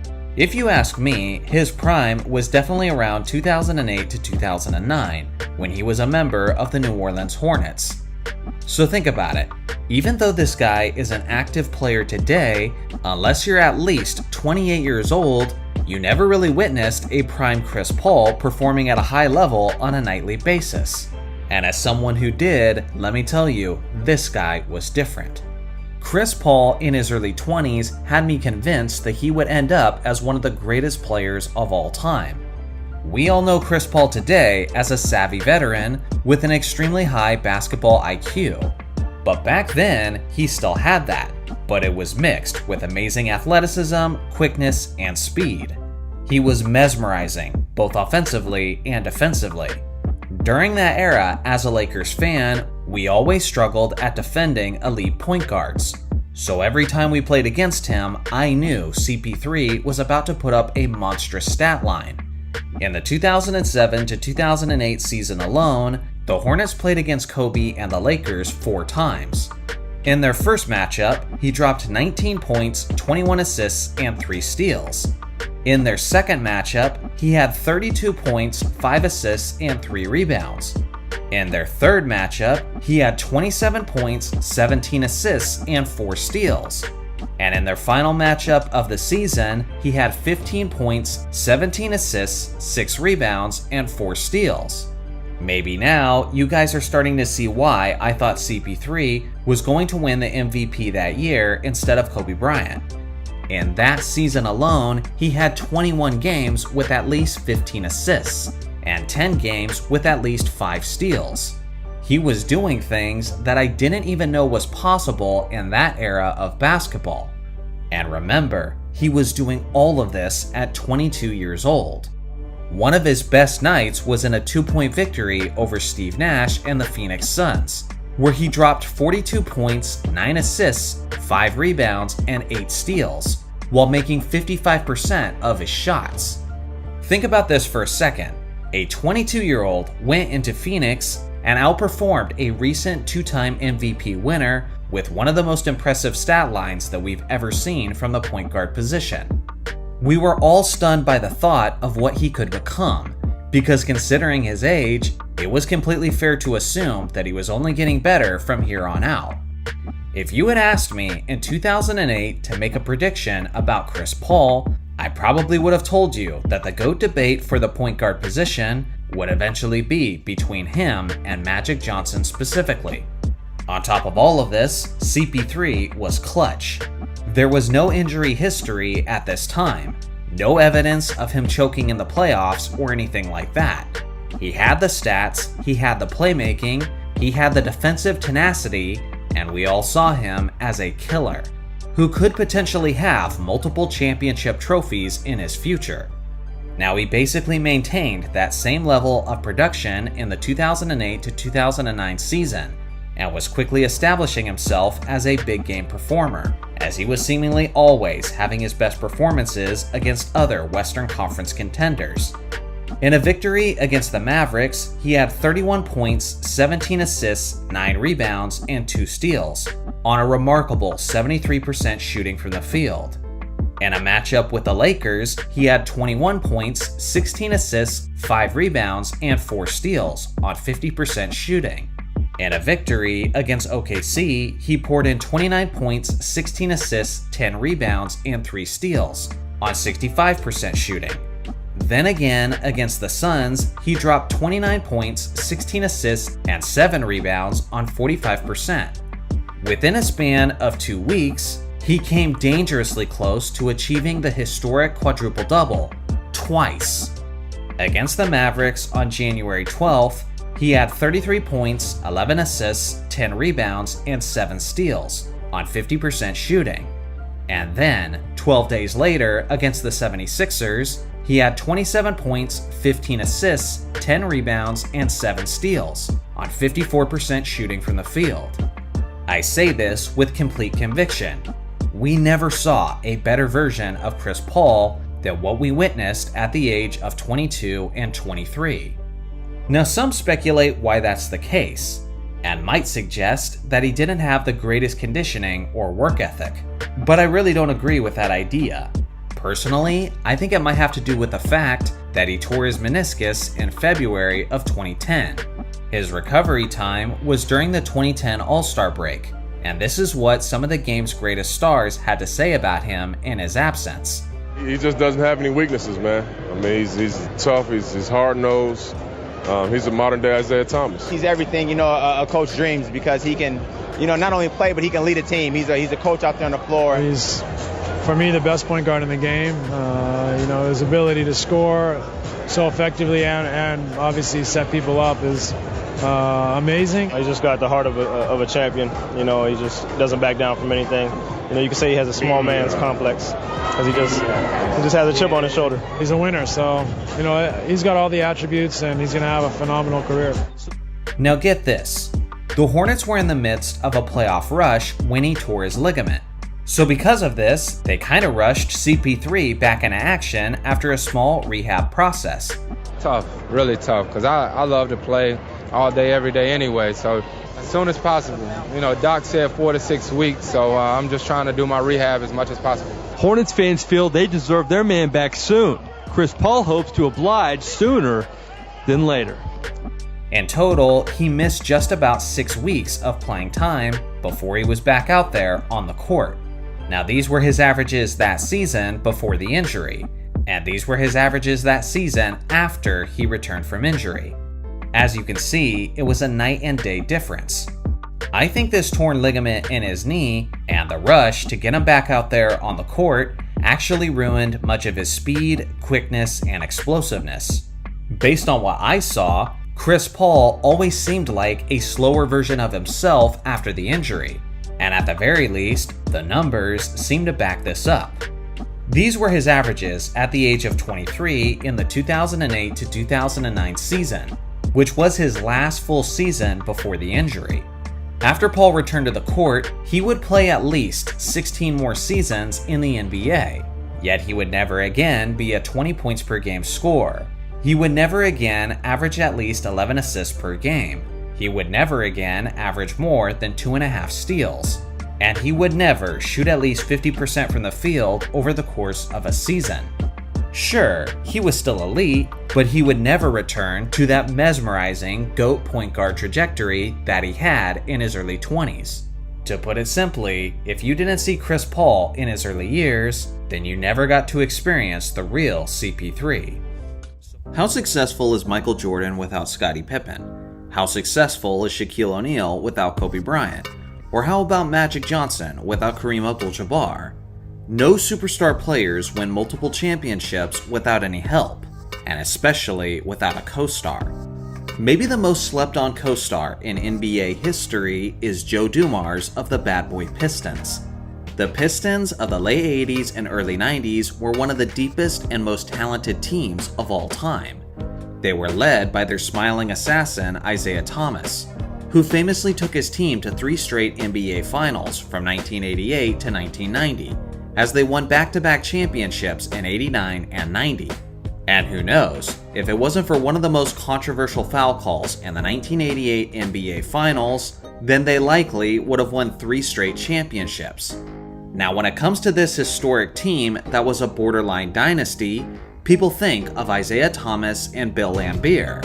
Maybe even throw in Dennis Rodman and Rick Mahorn. I think most people would agree that those guys are the faces of the team. After all, Isiah was the leader and the greatest player on that roster, while Laimbeer, Mahorn, and Rodman were the players who brought the attitude and swagger that made them the Bad Boy Pistons. With that being said, somehow, the second best player on the team has been largely forgotten and overlooked in basketball lore. Make no mistake, Joe Dumars was not just a role player, but he was very much a star who was talented enough to be the leader of his own team. Joe's talent and impact is overlooked for one major reason. He was the good boy on the Bad Boy Pistons. Whenever there was a fight or altercation, the one guy who usually wasn't involved was Joe Dumars. He wasn't a trash talker, and unlike Isiah Thomas, his game wasn't incredibly flashy. Sure, it had some elements of excitement and dazzling ball handling, but relatively, he was seen as the more stoic one. He simply showed up and did his job, humbly, quietly, and effectively, which I think is why he is often forgotten. Because as great as he was, his personality and approach simply didn't match the identity of his team, that ultimately made them famous. Michael Jordan was the arch nemesis of the Pistons during that era, and he has publicly stated that he hates Isiah Thomas and the Pistons, and that this hatred still burns to this very day. The thing is, as much as MJ hates this squad, the one player he has always spoken positively about is Joe Dumars. MJ is on record saying, "My toughest battles were with Joe Dumars. No one plays tougher than Joe. He thought well and he was very smart about his defense. I think he approaches the game as trying to dissect his opponents and try to find weaknesses and try to force them to do things they didn't feel comfortable doing. He introduced certain tricks to make me expand my talents as an offensive player, and that's why I consider him the best." So at this point, you might be asking yourself, who really was Joe Dumars? So you've heard me explain his approach, and you've heard Michael Jordan give his thoughts. But what was his game like? Well, Joe Dumars was a 6'3" shooting guard who was taken by the Pistons in the 1985 NBA draft. And as he ascended to star status, the Pistons were becoming serious title contenders. And trust me, that correlation is no coincidence. He was a shifty guard with a fantastic handle and a killer crossover, but it was extremely tight and safe, as he was never the kind of guy to lead the team in turnovers. He had the speed to blow by his defender and finish at the rim, but he was also a deadly pull-up shooter, so if you played him too close, you were in danger of getting beat to the rim. But if they gave him too much space, then he would simply take advantage by burying perimeter shots. He didn't shoot a ton of three-point shots in his career, as he was very selective with his attempts. But when he did shoot them, he was one of the most efficient in the entire league, as he made 38% over the course of his career, which is solid by today's standards. But in the 1980s, it was especially lethal. Beyond that, he was a remarkable passer, who was always quick to find the open man and deliver the basketball with extreme precision. As Jordan talked about earlier, Dumars was an elite perimeter defender. Sure, the Bad Boy Pistons are famous for their quote Jordan rules, where they would use guys like Bill Laimbeer and Rick Mahorn to physically punish Jordan whenever he got to the paint. But on the perimeter, it was Dumars who always defended him cleanly and effectively.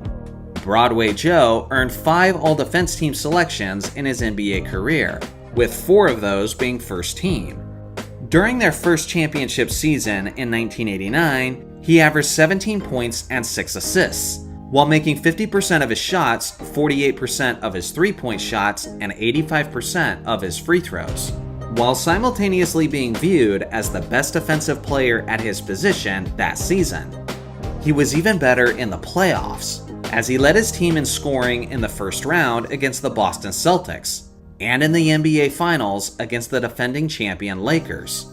In those finals, Los Angeles could do nothing to slow him down, as he dropped 33 points in a 3-point victory in Game 2, and then 31 points in a 4-point victory in Game 3.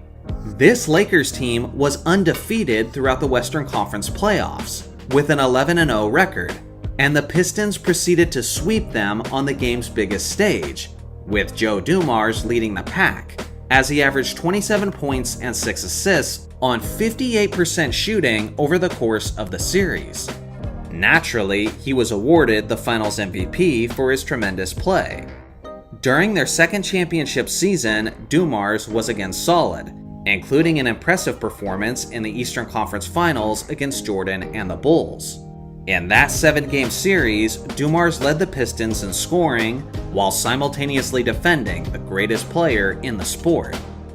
People who watched this team win as it happened completely understand that Dumars wasn't just a part of their championship success, but he was as pivotal as it gets. What's interesting is that this wasn't even the prime of his career, as he was still only in his mid-20s. But the Pistons team would slowly decline over the next few seasons, as older veterans like Isaiah Thomas and Bill Laimbeer were reaching their twilight phase.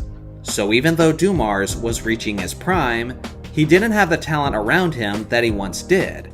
For example, in the 92-93 season, Dumars averaged a career-high 23.5 points per game while securing an MVP vote.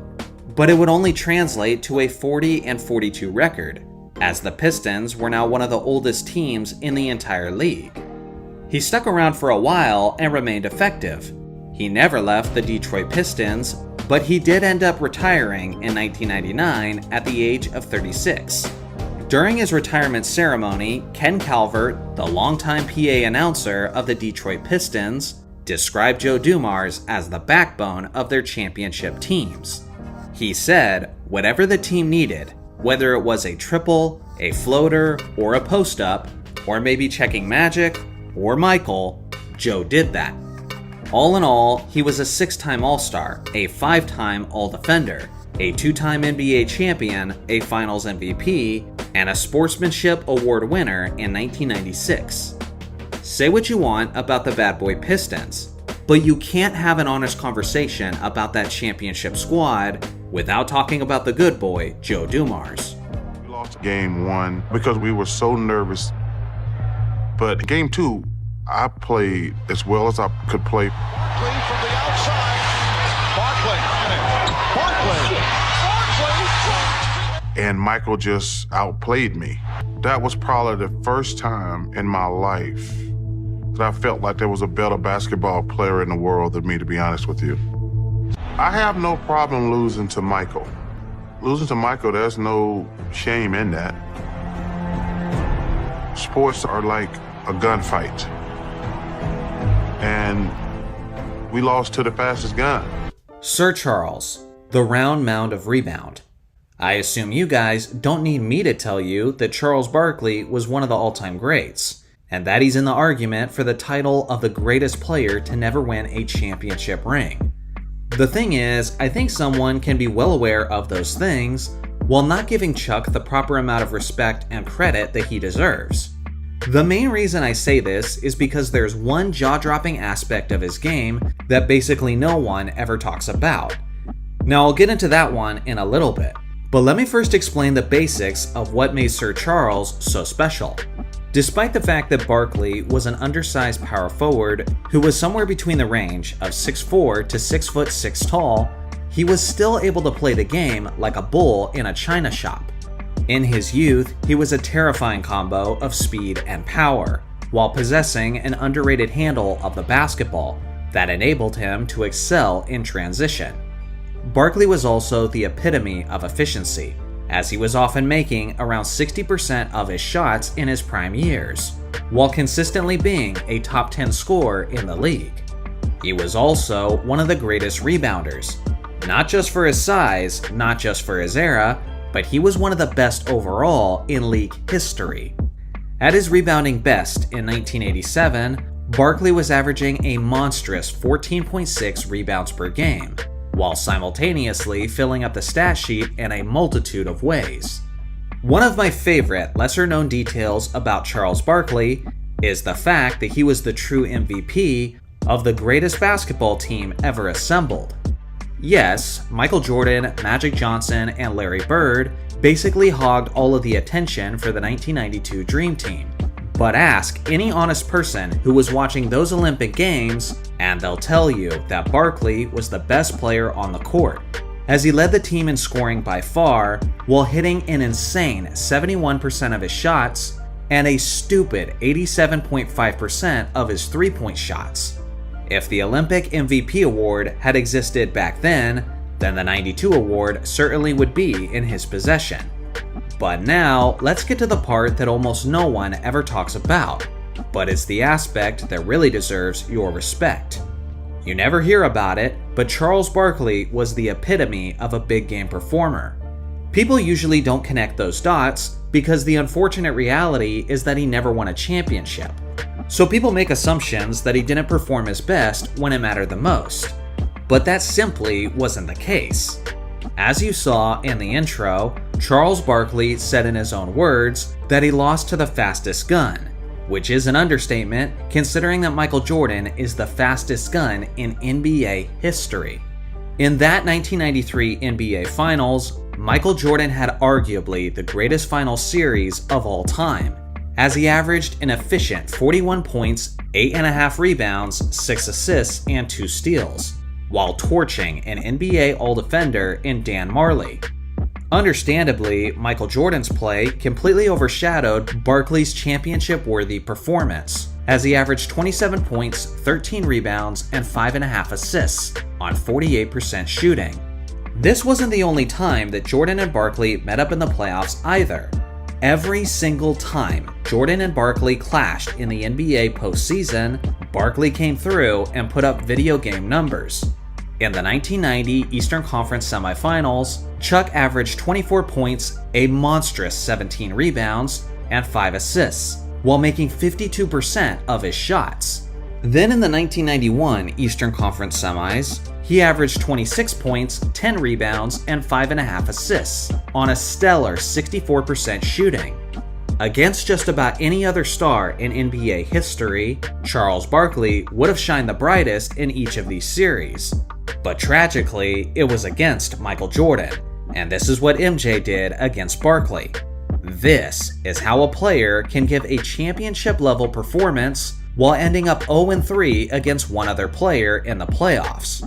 Usually, I'm not very big into making excuses for guys who ended their careers without a championship ring. But if there's one guy who, quote, ring culture is unfairly applied against, then it's Charles Barkley. Imagine having one of the greatest playoff series that your position has ever seen for 3 straight playoff appearances, and each and every time it resulted in an elimination, simply because you had the unfortunate luck of peaking at the same time as the GOAT. Shaquille O'Neal loves holding these rings over Barkley's head, but he should probably keep in mind that he wasn't winning any of those rings while Jordan was in his prime either. In the last few years, it's become incredibly popular to talk about times where a player was offended and then he went out and did something remarkable on the court in response. 2 of the most obvious players you hear this frequently about are Michael Jordan and Kobe Bryant. With that being said, players have been taking things personally and using it as motivation, going all the way back to the early days of the league. Today, I have a story about the greatest winner in NBA history, in an instance where he took something personally and went out and achieved history in response. Now, as most of us all know, Bill Russell has more rings than fingers, as he won 11 championships throughout his NBA career. His Celtics dominated the 1960s like no team has ever dominated the league before or since. At one point, Boston had won 8 consecutive NBA titles, as they became the model of excellence within the game of basketball. It's easy to simply look upon that great success on a surface level, and just assume that the Celtics steamrolled the league as juggernauts and were never considered as underdogs during that winning era. But that's actually not the case at all. We pick up our story at the end of the 1967-68 season. It's the NBA Finals between Bill Russell and the Boston Celtics and Jerry West and Elgin Baylor of the Los Angeles Lakers. Since Bill Russell was drafted, this was the 6th time that the Lakers and Celtics met up in the NBA Finals, and each and every one of those times, the Celtics had won the championship. Boston had an absolute stranglehold on this series, but that didn't mean that it didn't feel like the tides were changing. Although there was a gap between the Celtics and Lakers, the gap was closing, and it was closing fast. Bill Russell was just reaching his mid-30s, and the rumors of his eventual retirement were now fully underway. On the other hand, the Lakers were a much younger team, and their best player, Jerry West, was just reaching the prime of his career. After years of crushing the regular season, regularly finishing around 60 wins, Boston had slowed down a bit, and in the 1967-68 regular season, they finished with a 54-28 record, which was only slightly better than the Lakers' 52-30 record. Heading into the 1968 NBA Finals, people were expecting this matchup to be far more competitive than it typically was, and that's exactly what happened. Bill Russell and the Celtics eventually went on to beat these Lakers in 6 games. But it wasn't an easy 6-game series, as the average margin of victory was only 1.5 points per game. As optimistic as the Lakers felt heading into that postseason, they ultimately left the 68 Finals hanging their heads in failure, as they were now 0-6 against Bill Russell's Celtics. With that being said, their confidence would be restored in that upcoming offseason, and in a powerful way. On July 9th, 1968, the Lakers achieved one of the greatest and most lopsided trades in NBA history. The Lakers had acquired Wilt Chamberlain from the Philadelphia 76ers in exchange for Darrell Imhoff, Archie Clark, and Jerry Chambers. What Los Angeles was adding to their already powerful roster was a superstar center who had just led his team to a championship in 1967. Now the Lakers had star power that absolutely no one could match on paper. Jerry West and Elgin Baylor were each annual MVP contenders, and Wilt Chamberlain was simply the most statistically dominant player in the history of the game. This was the first time in basketball history that a team was widely being referred to as a super team. The Lakers had already believed that they were preparing to take the torch from the Celtics, but now they believed they were going to do it with overwhelming force. In the media, the narrative was that the age of the Celtics was over, the time of the Lakers had come. The hype was intense, as Los Angeles packed out their first preseason game with an attendance of 12,443 fans, which at the time was the largest basketball crowd that the city of Los Angeles had ever seen. Energized by their new superstar and by their resurrected confidence, the Lakers dominated the regular season, finishing with the best record in the Western Conference. On the other hand, the Boston Celtics were beginning to show their age, and were struggling to a greater extent than they were accustomed to. They finished the regular season with only a 48-34 record, which was the only time during the decade that they finished below 50 wins. At this point in basketball history, only 8 teams made it to the NBA playoffs, which means that these 4th-seeded Celtics barely made the cut. Heading into these playoffs, it appeared to be clear to everyone that the super team Lakers were the team to beat. Despite their mediocre regular season showing, the Celtics hit the switch in the playoffs, tapping into their experience and maturity, as they defeated the 55-win 76ers in 5 games, and then they defeated the 54-win Knicks in 6 games. This set up yet another epic finals matchup between the historic rivals, the Lakers and the Celtics.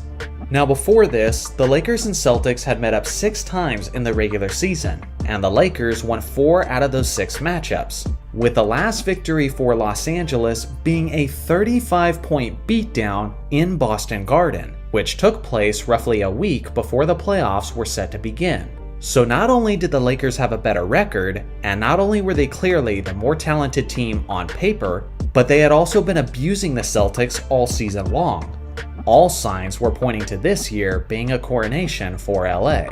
Of course, some people believe the Celtics would find a way to win yet again, because that's what they always seem to do. But all conventional evidence was pointing to the rise of a new power in the league. When the finals began, things proceeded to go exactly as expected, as the Lakers' Big Three dominated Game 1, scoring 92 points combined between their three-headed monster. After 2 games, the Lakers were in a commanding position, leading the series 2-0. With that being said, Bill Russell and John Havlicek always performed with elite desperation when their backs were against the wall. At the end of Game 6, Boston had successfully done the unthinkable and forced an improbable Game 7 in Los Angeles. Now here's the thing. Heading into Game 7, 3 games had been played in Los Angeles, and 3 games had been played in Boston. The Lakers had won all 3 games in LA, while the Celtics won all 3 games in Boston. With Game 7 being held in the Forum in Los Angeles, the Lakers had every reason to be extremely confident that they were going to win the championship and finally put an end to the Celtics' reign over the league. The one person who led that confident charge for the Lakers organization was the Lakers owner, Jack Kent Cooke. With supreme conviction that his team was going to win Game 7, Jack made celebration plans for as soon as the Lakers hypothetically won the game, and he made these plans public to everyone. Jack made sure that a flyer was placed on each and every spectator's seat prior to the game, and on the flyer it said, "When, not if, the Lakers win the title, balloons will be released from the rafters, the USC marching band will play Happy Days Are Here again, and broadcaster Chick Hearn will interview Elgin Baylor, Jerry West, and Wilt Chamberlain in that order." Now these balloons were being held in the rafters with a giant net, and printed onto each of these balloons was the words "World Champion Lakers." These balloons could be seen easily by everyone on the basketball court. Before tip-off, word reached the Celtics locker room about the Lakers' arrogant celebration plans. And obviously, as competitors, the Celtics players were extremely infuriated. And none of them were more angry than the Celtics leader, Bill Russell. During the pregame shoot-around, the Celtics could see the balloons as they were practicing. Soon afterwards, the star players met up at center court, which is customary prior to the start of a championship game. When Jerry West and Bill Russell came face to face with one another, Russell looked directly at him and said, "Those f***ing balloons are staying up there." The challenge had been made and the table was set. Tip-off took place, and what ensued was one of the greatest games in the history of the NBA. Jerry West did his part, putting up a 40-point triple-double. Wilt Chamberlain also showed up with a monstrous effort, but an untimely injury forced him to miss the final minutes of an extremely close contest. Although the Celtics were up by as many as 17 points in the fourth quarter, Los Angeles stormed back to make the game a nail-biter in the final minutes. But that's when Bill Russell came through and fulfilled his promise. On the night, Russell had 6 points, 21 rebounds, and 6 assists. He led all Celtics players in minutes, rebounds, assists, and presumably blocks, as his key rebounds and defensive stops were the major difference maker down the stretch. When the buzzer sounded, the Celtics had done it yet again, as they defeated the Lakers for the 7th time in the NBA Finals. Bill Russell now had 11 championship rings, and this victory made him 10-0 in deciding 7th games. And, of course, those balloons did in fact stay up there. If there's one thing to learn from this video, is that you never, ever bet against Bill Russell in the NBA Finals, especially in a Game 7, regardless of the opposition and regardless of the odds. For most of his legendary career, LeBron James has carried an unusual burden. Not just the weight of expectations, but the weight of scrutiny. From the moment he stepped onto the NBA hardwood at 18, LeBron has lived his life under a microscope. We watched him grow, evolve, stumble, and soar, all under the relentless glare of the social media era, a platform quick to amplify both great success and perceived shortcomings. Since the day he was drafted into the NBA, he wasn't just compared to NBA players. He was compared to legends from the very moment he was in the public eye. And while much of the basketball world did admire his brilliance on the court, others found plenty of reasons to critique him. He was too passive, too selfless, but one of the biggest was that he was not enough of a killer on the court. When people talk about cold-blooded competitors, They bring up Michael Jordan and Kobe Bryant, players who, when they smelled blood, didn't hesitate. They didn't defer, they destroyed. Now, by the time we reached the 2017 to 2018 season, LeBron James had certainly cultivated a clutch gene, silencing many of his doubters with game-winning heroics etched into NBA lore. Yet despite this, the whispers persisted. Memories of moments like the 2010 Eastern Conference Finals against the Celtics and the agonizing 2011 NBA Finals against the Mavericks, where he seemed to shrink under the immense pressure, lingered in fans' minds. Even his triumphant championship victory with the Cavaliers in 2016, a historic 3-1 comeback, was not so much a dominant display of force, but more of a desperate rally with their backs firmly against the wall. But the 2017 to 2018 season and the ensuing playoffs would become the stage for LeBron James to finally, unequivocally, silence this particular criticism. It was his moment to demonstrate to the world that beneath the layers of playmaking brilliance, he was ruthless. He was unrelenting. This wasn't the LeBron we had grown used to seeing. This was something darker, more focused. This was the LeBron that many doubted existed. To understand how monumental this season was for LeBron, we need to go back to the 2017 playoffs.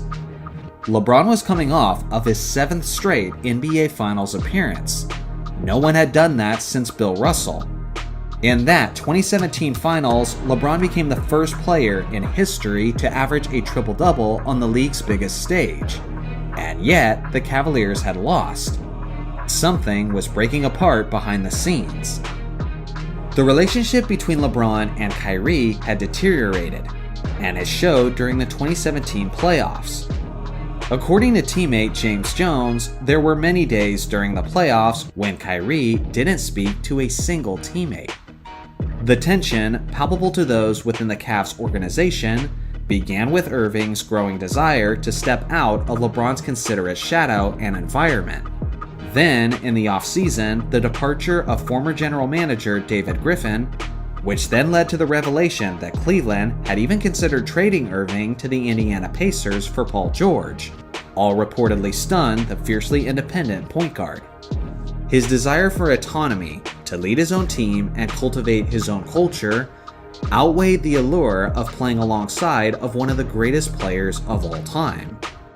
Reports even surfaced that Irving threatened to sit out the entire 17-18 season and undergo knee surgery if his demand was not met. The Cavaliers were forced to deal their young superstar. In August 2017, Kyrie Irving was traded to the Boston Celtics. The Cavs received a package involving Isaiah Thomas, Jay Crowder, and Brooklyn's 2018 first-round pick.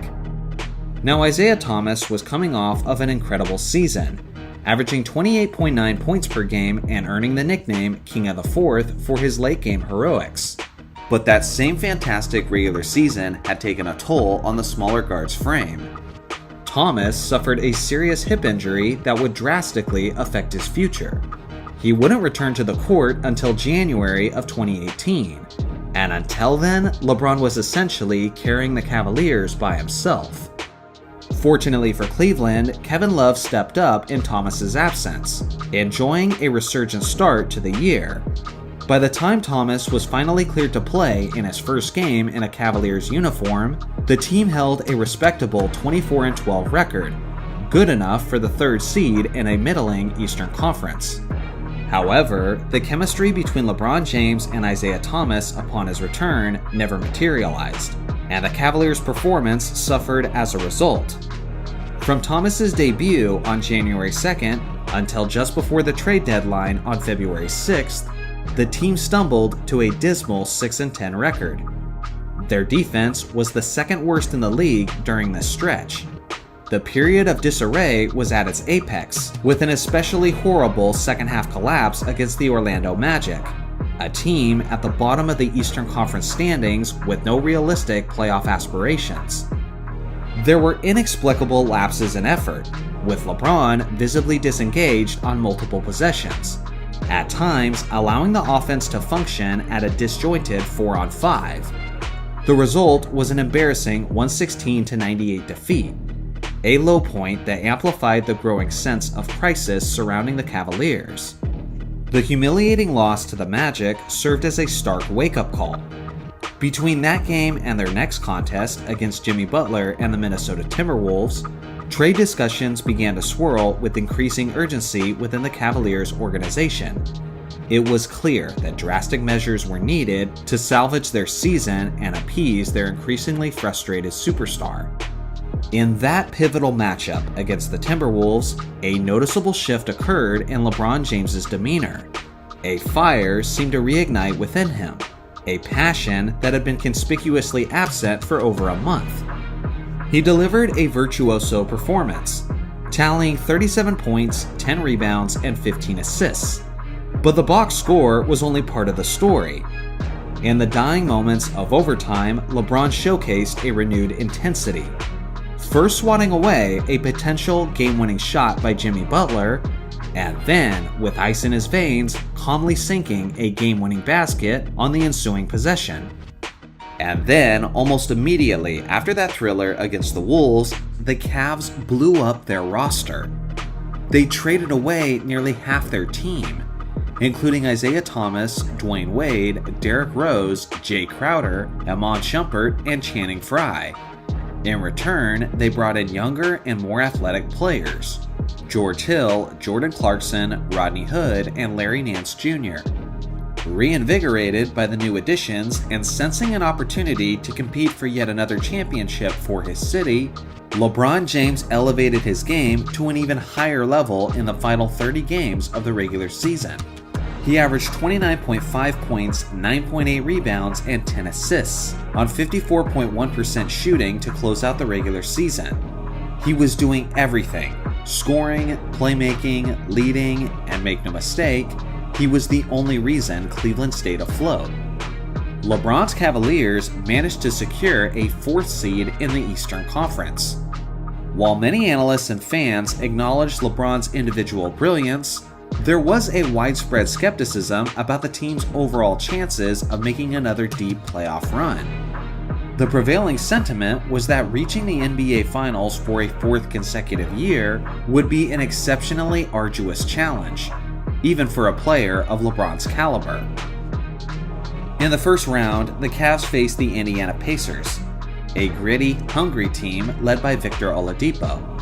The Pacers came out firing, delivering a decisive 98-80 blow in Game 1, sending a clear message that this series would be no easy path for the defending Eastern Conference champions.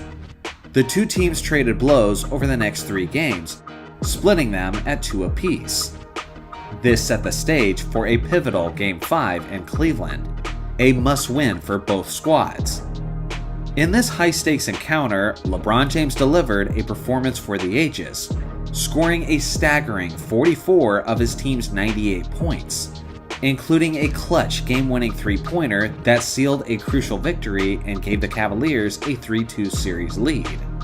It was a dagger, a statement, and a glimpse of what was coming.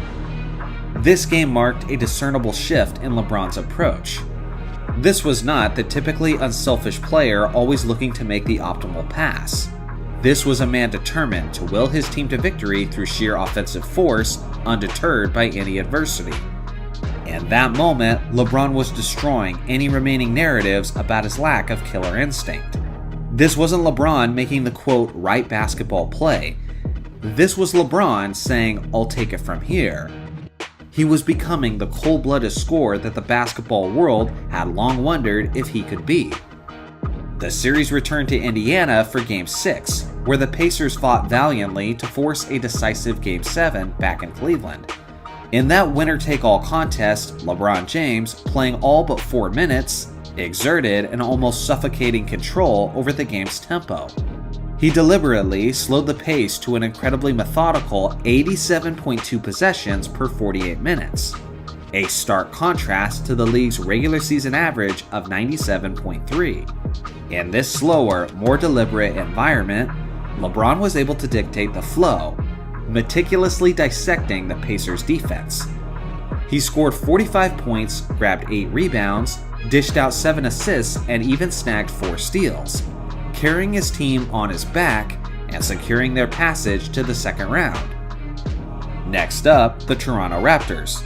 The Raptors had entered the 2017-18 season with a singular goal: to secure the coveted number 1 seed in the Eastern Conference playoffs, thereby guaranteeing home court advantage, and, they hoped, finally vanquishing the LeBron James-led Cleveland Cavaliers, who had eliminated them in the previous 2 postseasons. Their mission was successful. Behind their all-star backcourt duo of Kyle Lowry and DeMar DeRozan, the Raptors had a franchise-best 59-win season, and indeed claimed the top seed. This was supposed to be Toronto's year, their opportunity to finally dethrone the king. The significance of this contest cannot be overstated.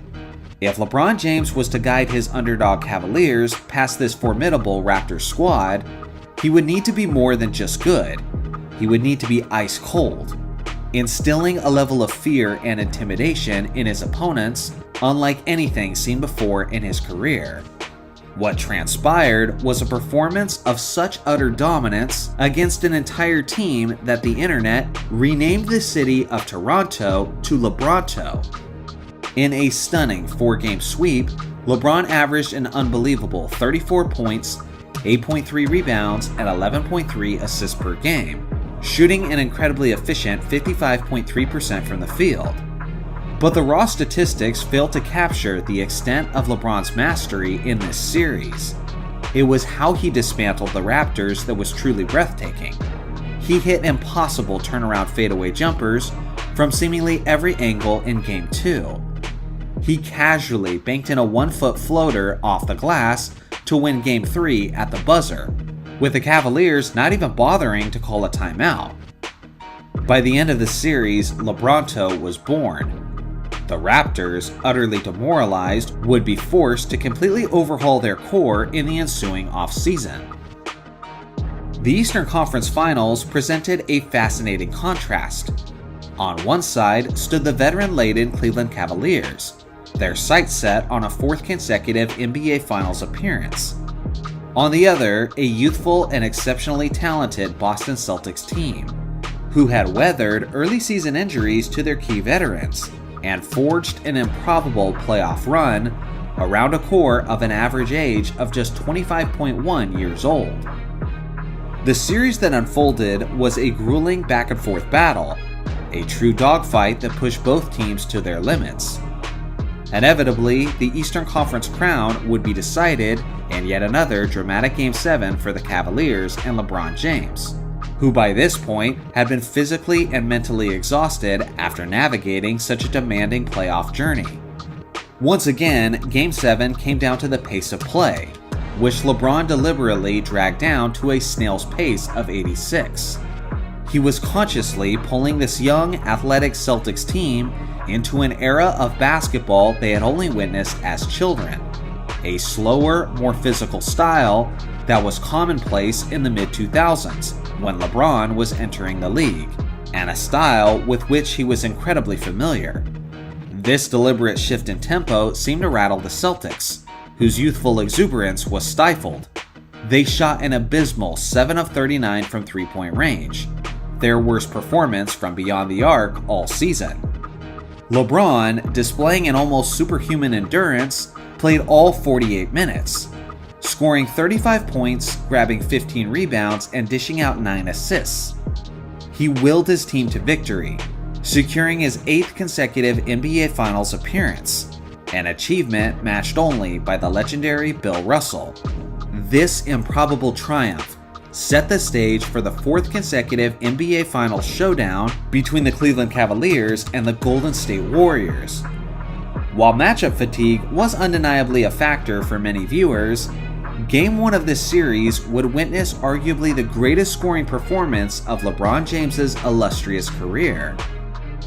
Facing the overwhelming firepower of a Warriors team led by Kevin Durant and Steph Curry, LeBron knew he would have to play near-perfect basketball just to keep pace, and in Game 1, he basically did. He poured in an astounding 51 points, along with 8 rebounds and 8 assists, shooting an incredibly efficient 59.4% from the field, trading basket for basket with the seemingly unstoppable Warriors. Tragically, LeBron's Herculean effort was ultimately overshadowed by one of the most infamous blunders in NBA Finals history, a late-game miscue by his teammate J.R. Smith. This blunder seemed to deflate all of the remaining energy and motivation LeBron poured into this game, and the Warriors ultimately prevailed in overtime, 124-114. The frustration and anger LeBron felt after this devastating loss reportedly led him to break his hand by punching the whiteboard in the locker room. He apparently played the remainder of the NBA Finals series with this significant injury, later admitting that he, quote, let the emotions get the best of me. But in defeat, something had changed. For the most part, people no longer questioned LeBron James's killer instinct. They no longer doubted if he could take over a game in the biggest moments. He did it over and over again, against younger teams, better teams, and longer odds. In 2018, LeBron didn't just silence his critics, he redefined his legacy. He didn't need a super team. He didn't need a perfect roster. All he needed was the ball, the moment, and a reason. And he gave us one of the most iconic playoff runs in NBA history. It wasn't about stats, it was about mentality. This was about showing the world that LeBron James wasn't just a great basketball player, but this season, he was a killer, and he proved that beyond a shadow of a doubt. Maurice Stokes was only 24 and in the third NBA season of his career when he crashed to the floor in a 1958 playoff game. His Cincinnati Royals teammate Jack Twyman raised money for his medical care, became his legal guardian, supporting him for the next 12 years. In honor of that relationship, we have had for 13 years now the Twyman-Stokes Teammate of the Year Award. And that story, and we talk about it all the time at the beginning, what the award's for. Yeah. Man, that's inspirational. Amazing story, man. That make me proud to be in sports. I used to watch games that Jack Twyman was the analyst on, and I never knew that story. And then as you dive into that a little more and you see, this is what this guy was all about. Yeah, man. Today, I'm bringing you a story about a player that very few basketball fans know about, and in the time he played the game, he was one of the greatest basketball players to ever live. His life would become one of the most tragic tales of basketball history, but also one of the most heartwarming stories about life and friendship that you'll ever hear. Let's get into it. Maurice Stokes was born near Pittsburgh, Pennsylvania in 1933. He was a loved and highly respected individual amongst his friends and peers, and that theme would continue into his NBA career. Maurice had remarkable God-given athleticism at a very young age. He played college ball at St. Francis University and quickly became one of the most highly coveted prospects in the NBA draft. In 1955, at the age of 22, he was taken with the second overall pick by the Rochester Royals. He was a 6'7", 232-pound power forward who was freakishly quick, athletic, strong, and was remarkably skilled with a basketball, and he was able to put all of those abilities on display as soon as he hit the floor. As a big man, he would regularly grab the rebound and take it coast to coast on his own, which certainly wasn't a common thing in that era. When we envision a modern athlete going in a time machine and playing against the less athletic competition of the 50s, that's what Maurice Stokes looked like out there on the court. The competition simply couldn't handle him as he took full advantage of the disparity in the athleticism. Maurice was also a very intelligent basketball player who had incredible court vision. Due to this, he was a remarkable distributor, especially for a big in the 1950s, which was basically unheard of during that era. Honestly, the best comparison I can make to his build and skill set is that Maurice Stokes was the LeBron James of the 1950s. The rookie was taking the league by storm. In his very first NBA game, he dominated the New York Knicks in all aspects, as he dropped 32 points, snagged 20 rebounds, and dished out 8 assists on a deadly 61% shooting. In each of his first 4 games in the NBA, he secured 20 rebounds. His abilities as a scorer, rebounder, and facilitator made him one of the greatest triple-double threats in league history. At one point, he recorded a triple-double in 4 consecutive games, which is a feat that only 7 other players have accomplished in NBA history. Just 1 month after his incredible debut game, he had another impressive showing against the title-contending Boston Celtics, where he dropped 31 points, 27 rebounds, and 6 assists, leading his Royals to a 1-point victory. Just a month after that, he lit up the defending champion Syracuse Nationals, producing one of the greatest performances by a rookie that sports has ever seen. On the night, he dropped 26 points, 38 rebounds, and 12 assists on 61% shooting. And thanks to this Herculean effort, his Royals upset the defending champion Nationals with a final score of 102-93. At the end of his debut season, he was awarded the league's Rookie of the Year and even got an MVP vote. That debut season, he averaged 16.8 points, 16.3 rebounds, and 4.9 assists as he firmly established himself as one of the best players in the game. He was the league leader in rebounds already in his rookie season. This individual dominance continued into his second and third season in the league. He was selected as an NBA All-Star in all 3 of those seasons, and he earned an NBA All-Selections all 3 of those seasons as well. In his 3rd year, he was 2nd overall in rebounds and 3rd overall in assists. The only other player who's ever accomplished that feat was the legendary Wilt Chamberlain. I need to emphasize, he wasn't just a good rebounder, but at the mere height of 6 foot 7 inches tall, he was one of the few greatest rebounders of all time. For his career, he had the 3rd highest rebounding average in NBA history at 17.3 per game, which trails only the great Wilt Chamberlain and Bill Russell. Thanks to his efforts in his 3rd season, he was making his first trip to the NBA playoffs. Unfortunately, it was the only playoff series that he would ever participate in. On March 12th, in the last regular season game of 1958, on a drive to the basket, Maurice leaped high into the air and went over the back of the opponent and landed directly on his head. For a while, he was unconscious. Eventually, he was able to regain consciousness with smelling salts. Despite the horrific fall, he returned to the game and finished the contest with 24 points and 19 rebounds in a 7-point victory over the Lakers. 3 days later was his first NBA playoff game, and little did he know that it was the last game of his NBA career. On the night, he scored 12 points and snagged 15 rebounds in a loss to the Detroit Pistons. After the game, the Royals went on their flight back to Cincinnati for Game 2 of the series. During the flight, Maurice suddenly collapsed and began to have a seizure. All of his teammates were obviously extremely concerned. As soon as the flight landed in Cincinnati, an ambulance picked him up and rushed him to the hospital. After being in a coma for about a day, Stokes eventually woke up when he discovered that he was completely paralyzed, only able to use his brain and look around with his eyes. Obviously, this was due to the brain damage caused by his fall several nights earlier.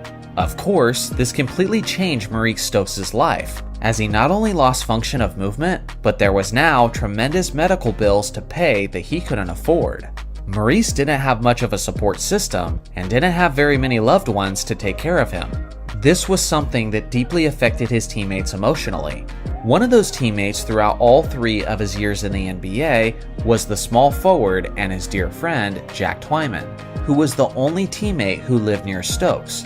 Jack was only 23 years old at this point and had recently got married and started his own family.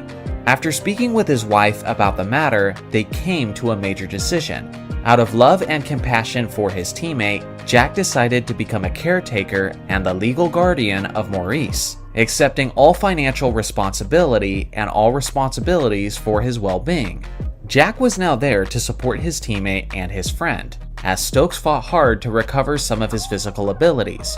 Maurice took that same positive energy and determination that he had on the court and channeled that into his recovery process. Through all of this, their bond and their friendship grew tremendously as the two leaned upon each other for support. Slowly, Maurice started to regain tiny bits of functionality in his body. In June of 1969, over a decade after Maurice's paralyzing fall, Jack Twyman was contacted by St. Francis College, which was Maurice's college university.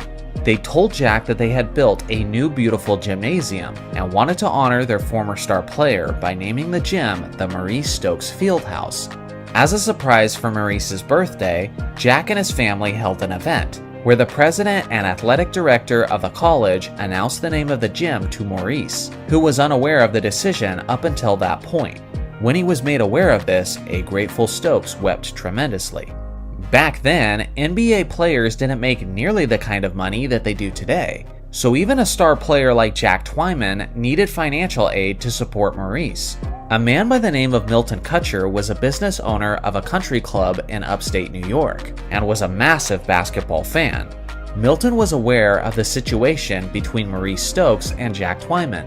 Milton Kutcher reached out to Jack Twyman and suggested that the country club hosted a basketball game to raise funds for Maurice's medical bills. Milton said that he would cover all of the expenses for the event. All Jack had to do was recruit the players. The event only needed 10 players for the game to commence, but thanks to Stokes for being such a beloved person within the league, roughly 75 of the NBA's best players showed up to the event at their own expense, including guys like Wilt Chamberlain, Bill Russell, and Dolph Schayes. For years, this event continued on annually, with many greats consistently making appearances, like Wilt, Oscar Robertson, Kareem Abdul-Jabbar, Willis Reed, and Pete Maravich, just to name a few. After some time, once some of his physical abilities just slightly returned to him, Maurice was even able to attend his own event and experience once again the love that the league had for him. Eventually, on April 6, 1970, Maurice Stokes passed away from a heart attack at the young age of 36. After his passing, the event continued on in the form of a basketball charity game for many years afterwards, carrying on his legacy and touching the lives of many after him. As you can see throughout this story, not only was Stokes a powerful force within the league with his basketball skills, but he was also a powerful force in the hearts of many, as his story is one of perseverance and friendship. In terms of basketball, Jack Twyman is on record saying that if the accident never happened, considering how the Royals acquired Oscar Robertson shortly afterwards, he believes the Royals would have been the dynasty of the 60s rather than the Celtics. That we can never know for sure, but what we do know is that the short time that Stokes was out there on the court, he was one of the best players to ever lace him up. Around the time that Kobe retired, I remember many people calling him the last of a dying breed. That's because in today's modern NBA, guys don't play through injuries quite like they used to. Many superstar players spend their free time podcasting or streaming, while the Mamba regularly sacrificed sleep to get every additional moment in the gym that he possibly could. In today's era, it's difficult to get guys to give even 80% effort in an all-star game or even regular season games. And oftentimes, they're not even present in the first place, because they chose to quote, load manage. Then there's Kobe Bryant. Even from the moment he came into the league as a teenager, he valued hard work, and had a level of competitiveness that none of his peers could match. At this point, we've all heard Kobe story after Kobe story, testifying about his commitment, dedication, and relentlessness. And today, I'm bringing you yet another example of that. But this one is basically never talked about. So let me give you the context. The date is October 20th, 2001. The Lakers are currently the defending back-to-back NBA champions. And to say that they were dominating the rest of the league would be a gargantuan understatement.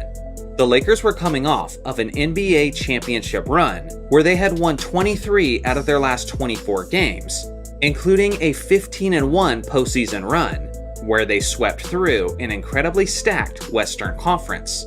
This postseason performance put the 0-1 Lakers in the conversation of the greatest team in NBA history. So in a sense, they had nothing left to prove, because they had already proved it all. Anyone could look at this situation and expect the Lakers to have a championship hangover. After dominating the entire league with the greatest postseason run ever, it wouldn't be surprising to see them start the 01-02 season looking lethargic, content, and uninterested.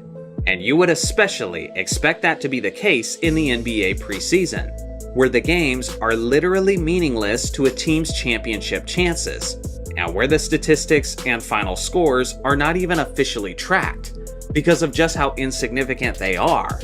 So now that we know the context, let's bring our attention back to the game at hand. The Lakers were taking on their rivals, the Sacramento Kings, and it was just a preseason game 10 days before the season was set to officially begin. Although the Lakers were technically considered as the home team for this exhibition game, they were not actually playing in Staples Center, Los Angeles, but rather it was in Las Vegas, Nevada. In this type of situation, many star players wouldn't participate in this game at all, and if they did, they wouldn't be on the court during crunch time. But again, then there's Kobe Bryant. He had a decent start to the game as he was in rhythm and had about 10 points through the first half, in just a one-possession game. Into the third quarter, and Bryant is still playing with a tremendous amount of intensity, as he was scoring, distributing, and was extremely aggressive on the boards. Throughout the third and much of the fourth quarter, Kobe spent a lot of time on the bench, and that's when Sacramento's lead blossomed. It's now late in the fourth quarter and Shaq is done for the night, but Kobe finds himself still out there on the court, trailing by 15 points with just over 3 minutes left in this inconsequential ballgame. Kobe's solid defense helped force the turnover that led to his breakaway dunk. On the next possession, Kobe gets the rebound off the Kings' missed jumper, and then he takes it to the other end and buries a three, which cuts the lead down to 10. Sacramento then scores on the other end. And then, back on the Lakers' side, Kobe fakes out Doug Christie to create space for yet another three-point jumper. The Lakers fans in the crowd are loving it, as they are certainly getting more than what they paid for in this preseason matchup. A couple possessions later, there's a minute left in the fourth quarter. Lakers are down by 9 points, and Kobe is playing relentless full-court defense, trying to keep their hopes alive.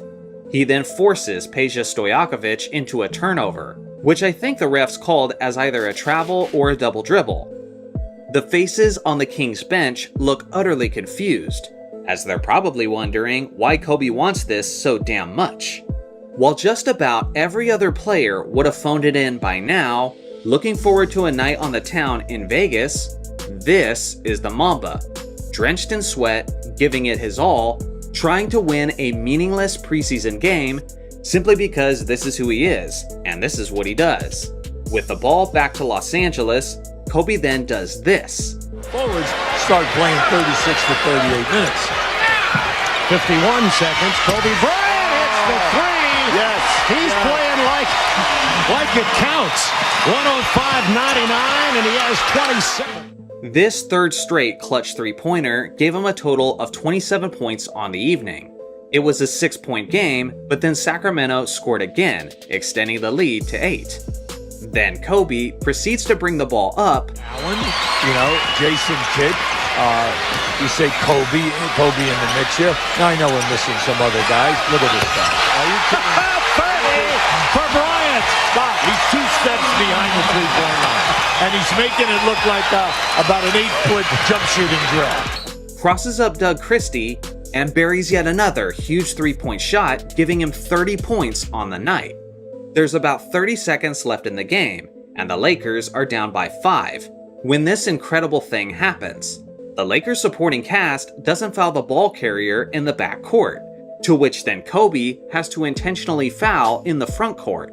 Everyone else has basically succumbed to defeat, while the Mamba is visibly frustrated at his teammates for not fouling earlier in the possession. I gotta be honest, as a lifelong Lakers fan, it's very rare that I don't know who a Lakers player is. But I must admit, I have no idea who the hell this is talking to Kobe. If you look really closely though, you can read their lips on their interaction. Generic create a player says, "Hey bro, relax, it's just the preseason." To which Kobe responds, "Hey bro, you're not gonna be on the team tomorrow." Ultimately, the deficit was too much, and the Lakers did end up losing the game. That meant absolutely nothing to their eventual third straight championship run. Now you might be looking at this topic, wondering why this worthless preseason game was even worth a video. But that is exactly my point. To almost all of us, this is just a meaningless preseason affair. But to Kobe, this was a match worth giving it his all, and he held his teammates to that same standard.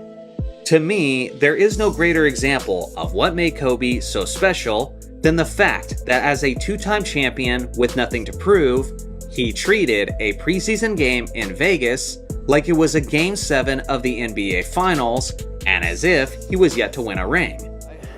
This rest stuff just drives me crazy. You're playing basketball for a living, okay? I understand if you're working in a coal mine that you may need a rest day after it. You're playing basketball. The joy that comes with competing in basketball is fun to play. I never got tired in a game. How can you get tired in a game? You're playing basketball. I don't understand this. Honestly, I start thinking I must have missed out on something. The 9 to 5 the guy's doing before he comes to the game. He must be putting in some serious work, in the mine or doing something. Maybe he's a logger. Maybe he's chopping wood. You got all day to sit on your rear end. This rest stuff drives me nuts. The 1985 to 1986 Boston Celtics won the NBA championship. And with Larry Bird, Kevin McHale, Robert Parrish, and Bill Walton off the bench, they were widely recognized as one of the select few greatest basketball teams of all time. The Celtics brought their core group back for the 86 to 87 season, and they were ready to defend their title. The player who was arguably more ready than anyone else was their second scoring option, Kevin McHale. This 6'10 power forward is widely regarded as one of the greatest power forwards in the history of the league, and to his teammates, he was often referred to as the torture chamber, as he would punish opponents in the low post, with his tremendous footwork, with his solid fundamentals, and with his extremely high release point on his jump shot. He's an NBA Hall of Famer, he won 3 championships with the Celtics, and he earned 6 All-Defense Team selections. The thing is, in this 1987 title defense, what he didn't know is that he was coming up upon one of the most significant nights of his basketball career, which was March 27, 1987.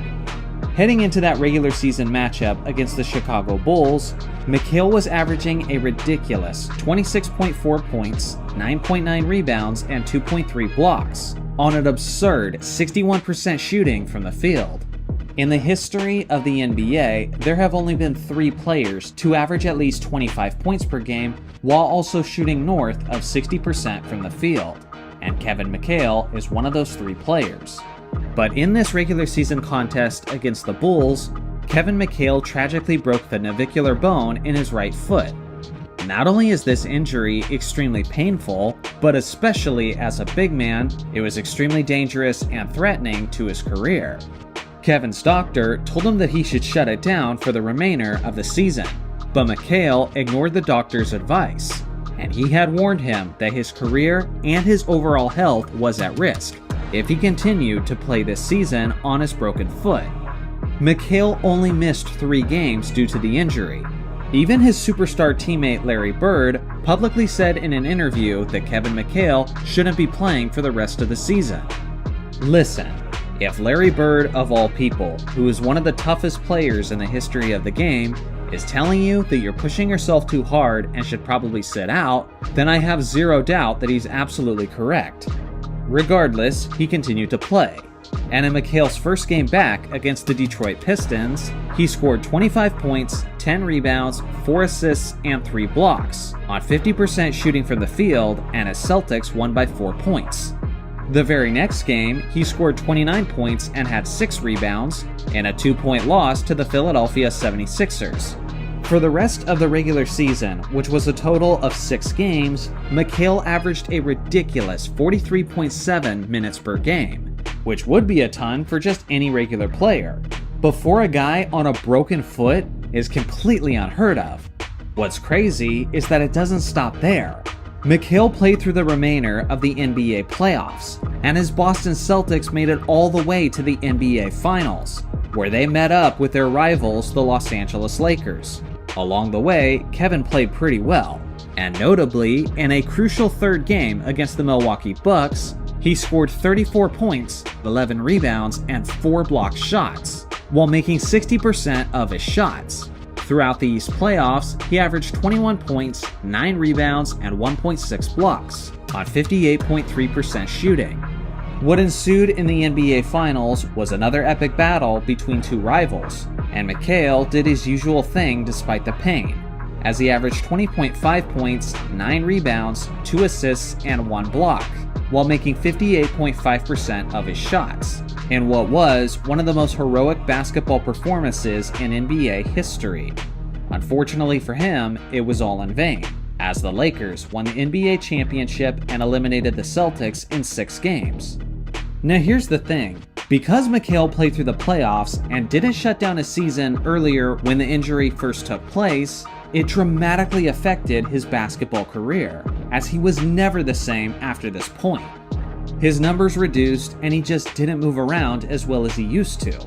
The doctor was right, it did affect his career in the long term. Even Kevin Garnett, who is a Boston Celtics legend and who won the championship with them in 2008, has made some comments about Kevin McHale. And he said that he's noticed how McHale isn't even walking normally for a guy at his age, due to the fact that he played through this injury. So this makes me wonder, at what point is an NBA superstar going too far? I understand there's a lot of old school basketball fans who watch my videos, and you guys are like me, who cherish guys who always go out there and put their best efforts on the court, whether they're healthy or they're injured.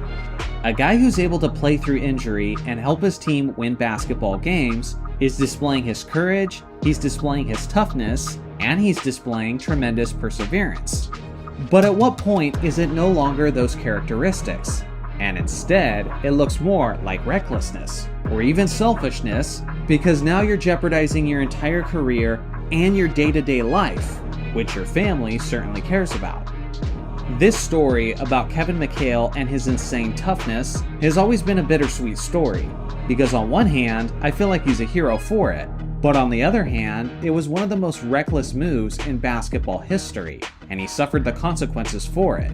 So with all that being said, please let me know in the comments section below, do you think there is such a thing as an NBA athlete going too far? And where do you draw that line?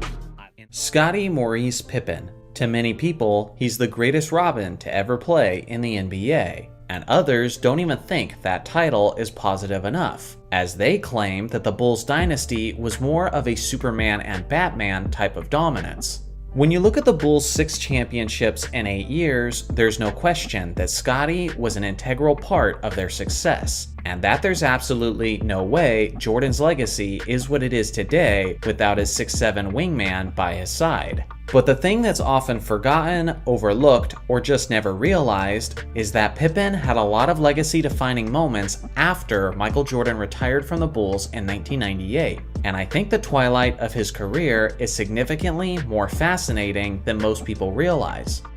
After the Bulls had their last dance season, winning their 6th championship ring in franchise history, general management was determined to head in another direction and prove that they could rebuild the organization into a younger championship contender. As a result, Phil Jackson was given the door, Michael Jordan retired, and a 33-year-old Scottie Pippen was traded to the Houston Rockets in exchange for Roy Rogers and a second-round draft pick. In hindsight, this was one of the worst trades in Bulls history, as Rogers and the second-round draft pick never amounted to much of anything. On the other hand, Pippen was heading to Houston, where he was joining a starting lineup that included Hakeem Olajuwon and Charles Barkley. Now sure, when you look at an image of these 3 legends in the same uniform, it certainly looks like a super team. But before you completely jump to that conclusion, it's important to know the context of that situation. Charles Barkley was 35 years old and was not in the shape that he once was. Hakeem Olajuwon was nowhere close to his peak form, as he was 36 years old and had only played 47 games in the previous season due to injuries. Before Pippen joined, the Barkley, Drexler, and Olajuwon-led Rockets only had a 41-41 record in the 97-98 season, and they were eliminated out of the first round of the playoffs. Hypothetically, at an earlier time, a trio of Barkley, Olajuwon, and Pippen may have been one of the greatest teams of all time. But at this point, Pippen was basically joining a retirement home for NBA superstars. The 98-99 season was also a lockout-shortened season, with what I believe was the most grueling schedule in league history. Because the league took so long to agree upon a collective bargaining agreement, regular season games didn't start until February 5th of 1999. This meant that teams had to play 50 games in just 90 days. Quite often, teams had to play games on back-to-back-to-back nights. At one point, Houston had played 9 games in just 13 days. This non-stop schedule was going to be especially brutal on an older team like the Houston Rockets. With that being said, the Stars put in their best efforts, as Pippen and Olajuwon played all 50 games, and Barkley played 40 out of the 50 games. Throughout the regular season, Pippen averaged 14.5 points, 6.5 rebounds, 5.9 assists, and 2 steals on 43.2% shooting, which was reduced numbers from his previous season in Chicago. But some of that may have been because of the fact that he had to share the ball with more offensively minded stars in Houston. He provided the team some fast break basketball and was the anchor of the squad's perimeter defense, which is why he earned a first-team All-Defense selection. The Rockets finished the regular season with a 31-19 record, securing the 5th seed in the Western Conference playoffs. In the first round, they were going up against a much younger Lakers team, led by Shaquille O'Neal and Kobe Bryant.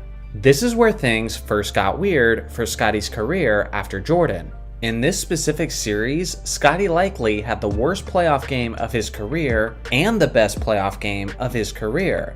Houston narrowly lost Game 1 with a final score of 101-100, but Pippen did his part, putting up 14 points, 10 rebounds, and 8 assists. But in Game 2 in Los Angeles, the Lakers were on fire from the field, while Scotty couldn't get anything going as he scored just 3 points on 0 of 7 shooting from the field.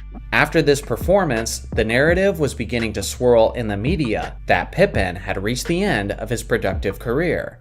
With his abilities in question and in a 0-2 hole against a younger squad, Pippen responded like the proven champion that he is, and in Game 3, he completely took over, as a helpless Kobe Bryant could do nothing to slow him down. Scotty dropped a playoff career high of 37 points and added 13 rebounds and 4 assists on 44.4% shooting, as he played all 48 minutes. He did all of that while a superstar teammate Hakeem Olajuwon only scored 5 points on 2 of 12 shooting.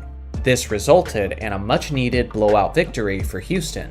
But in Game 4, the Lakers handled their business, closing out the series in the 4th game. Scotty attempted to go down fighting, and although he filled up the stat sheet, he didn't do it very efficiently, as he had 19 points, 17 rebounds, 5 assists, and 2 steals, on only 6 of 23 shooting. At the conclusion of that season, a frustrated Scotty requested a trade, and part of that frustration was because of his poor relationship with Charles Barkley behind the scenes. Later on, Barkley expressed his thoughts on Pippen requesting a trade, saying, "For him to want to leave after 1 year, it disappointed me greatly. The Rockets went out of their way to get Scotty, and the fans have treated him well, so I was just disappointed in him." To this, Pippen responded publicly by saying, "I wouldn't give Charles Barkley an apology at gunpoint. He can never expect an apology from me. If anything, he owes me an apology for coming to play with his fat butt." Well, he said he would never apologize. Not even at gunpoint. But as you know, I always carry a gun with me. So there is a chance. There is a chance. I'm gonna go to my truck and get my gun and see. So if I get arrested for murder, y'all know he didn't apologize. As a result, the Rockets did meet Pippen's request and traded the small forward to the Western Conference contenders, the Portland Trail Blazers. Portland was a very talented yet youthful team that was in desperate need of veteran experience and leadership, and Pippen was seen as the suitor for that role. Due to his increasing age, Scotty's minutes took a significant dip from his season in Houston, but he remained an all-around productive player. as he played all 82 games, averaging 12 points, 6 rebounds, 5 assists, and 1.4 steals on 45% shooting. He was also honored on the NBA's second all-defensive team.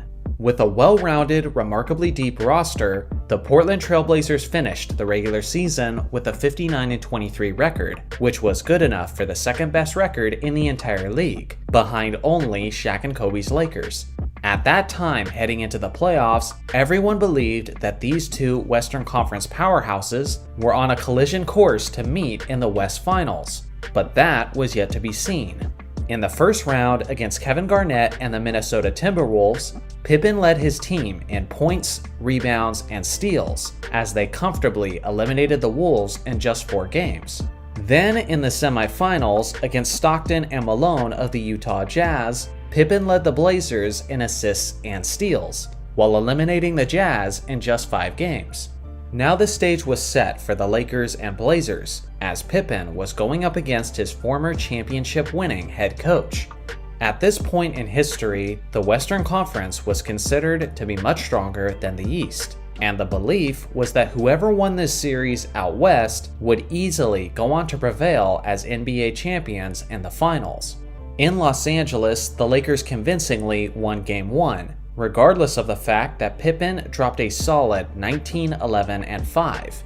The Blazers then dominated Game 2 in Staples Center, stealing away home court advantage in the series. And in that game, Pippen dropped 21 points, 11 rebounds, 3 assists, and 3 steals on 60% shooting.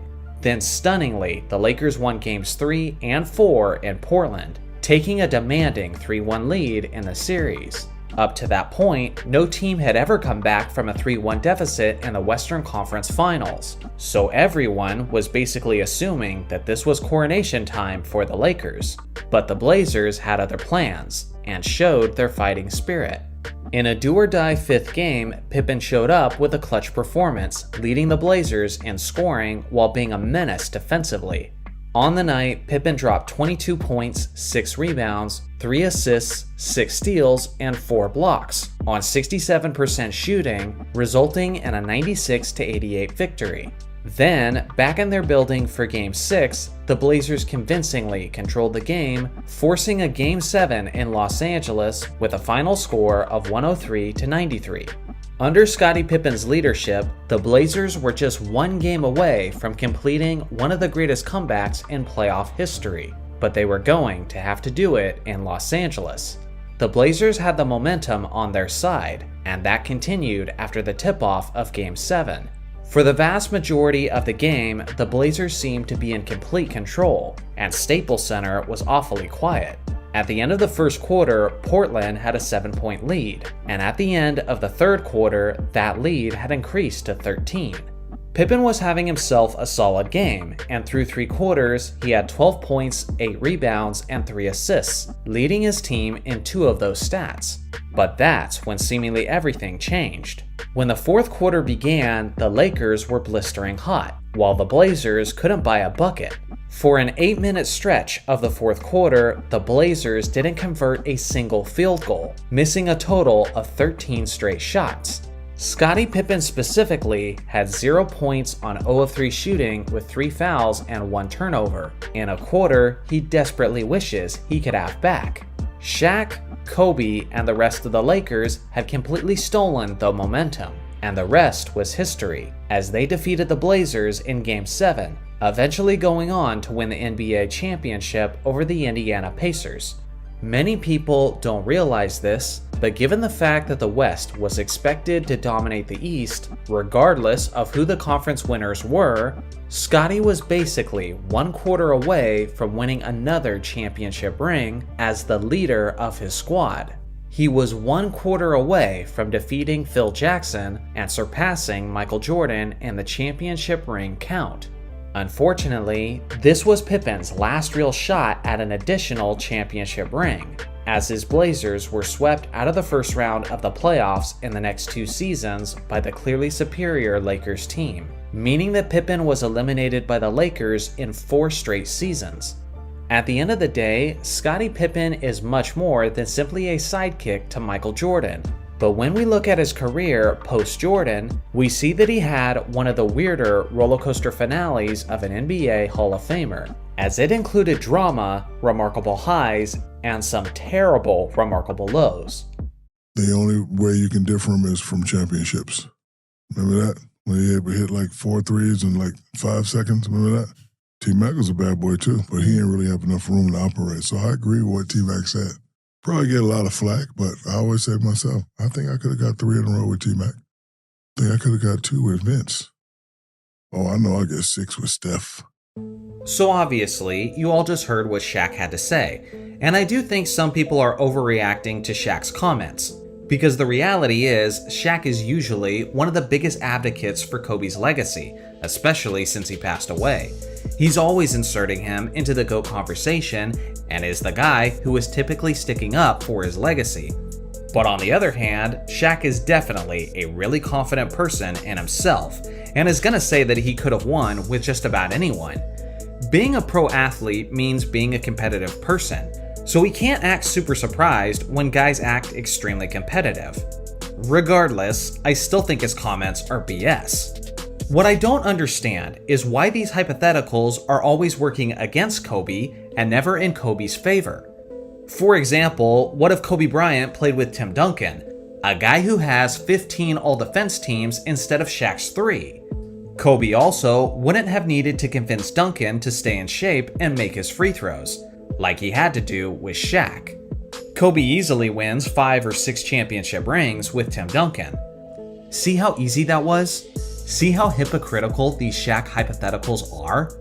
Another aspect that people are not considering is where Kobe was at when he was teammates with Shaq. During their first title run, Kobe was only 21 years old.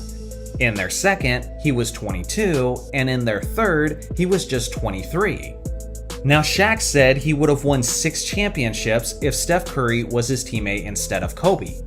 You know what Steph was doing at that same age? At 21, Steph averaged 17 points per game.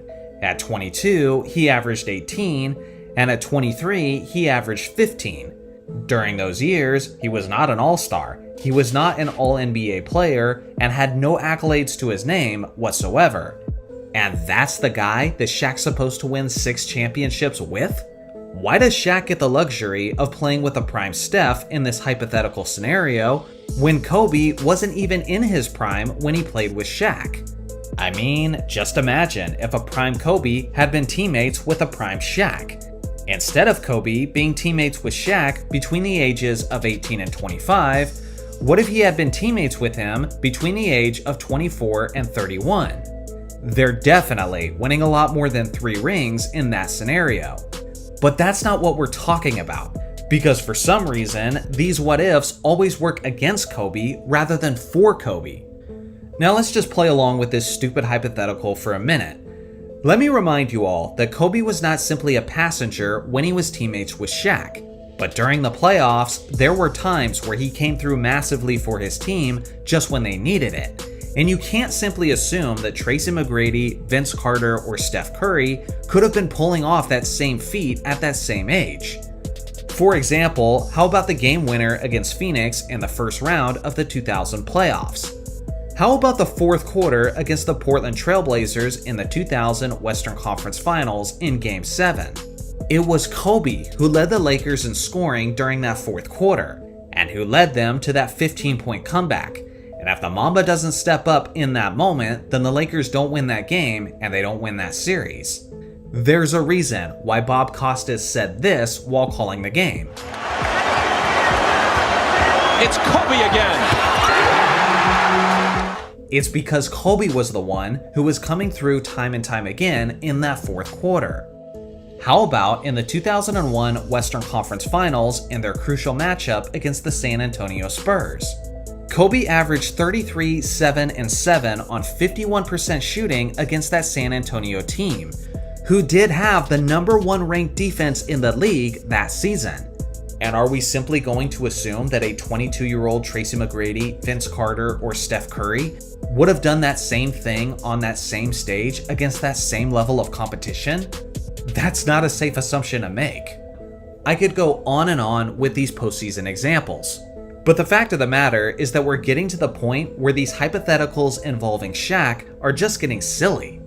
Now, was he the most physically dominant player in NBA history? Sure, but it's not like he was a player without any weaknesses. And it's not like he was a guy who could win with just any star. If that was the case, then why didn't he win with Penny Hardaway? Remember, Shaq was an absolute monster in Orlando, and if he wasn't quite as good as he was with the Lakers, then he was pretty damn close. By 1994, Shaq was averaging 29 points, 13 rebounds, and 3 blocks, while leading the league in field goal percentage. The very next season, Shaq had similar numbers while leading the NBA in scoring. Now listen, a lot of young fans don't understand who Penny Hardaway was before the injuries. In 1996, Hardaway finished third in the MVP voting, ahead of Akeem Olajuwon, Karl Malone, Gary Payton, who did make the NBA Finals that year, and even ahead of his teammate Shaquille O'Neal. Shaq had that guy on his team instead of Kobe, and it resulted in them getting swept out of the playoffs. Now, to a certain extent, I understand why Shaq is making these comments. But with that being said, I do find it annoying because it seems like he's not appreciative of the impact that Kobe had during their championship runs. More than any other tandem in NBA history, Shaq and Kobe should have been appreciating each other while they were both alive. And the reason I say this is simple. Because at their peak as a tandem, Shaq and Kobe were the greatest 1-2 punch in NBA history, and I don't think it's particularly close. Kobe and Shaq's claim to fame should be the fact that they were a dynasty while their star core was only made up of just 2 players. Seriously, think about how unique that is for just a minute. Michael Jordan's Bulls in the 1990s. They had a clear number 1 in Michael Jordan, they had a clear number 2 in Scottie Pippen, and then they had their clear number 3 in Horace Grant. And then for their second three-peat, it was Jordan, then Pippen, then Rodman. How about the San Antonio Spurs dynasty? They had their clear number 1 in Tim Duncan, their number 2 in Tony Parker, and then their third option in Manu Ginobili.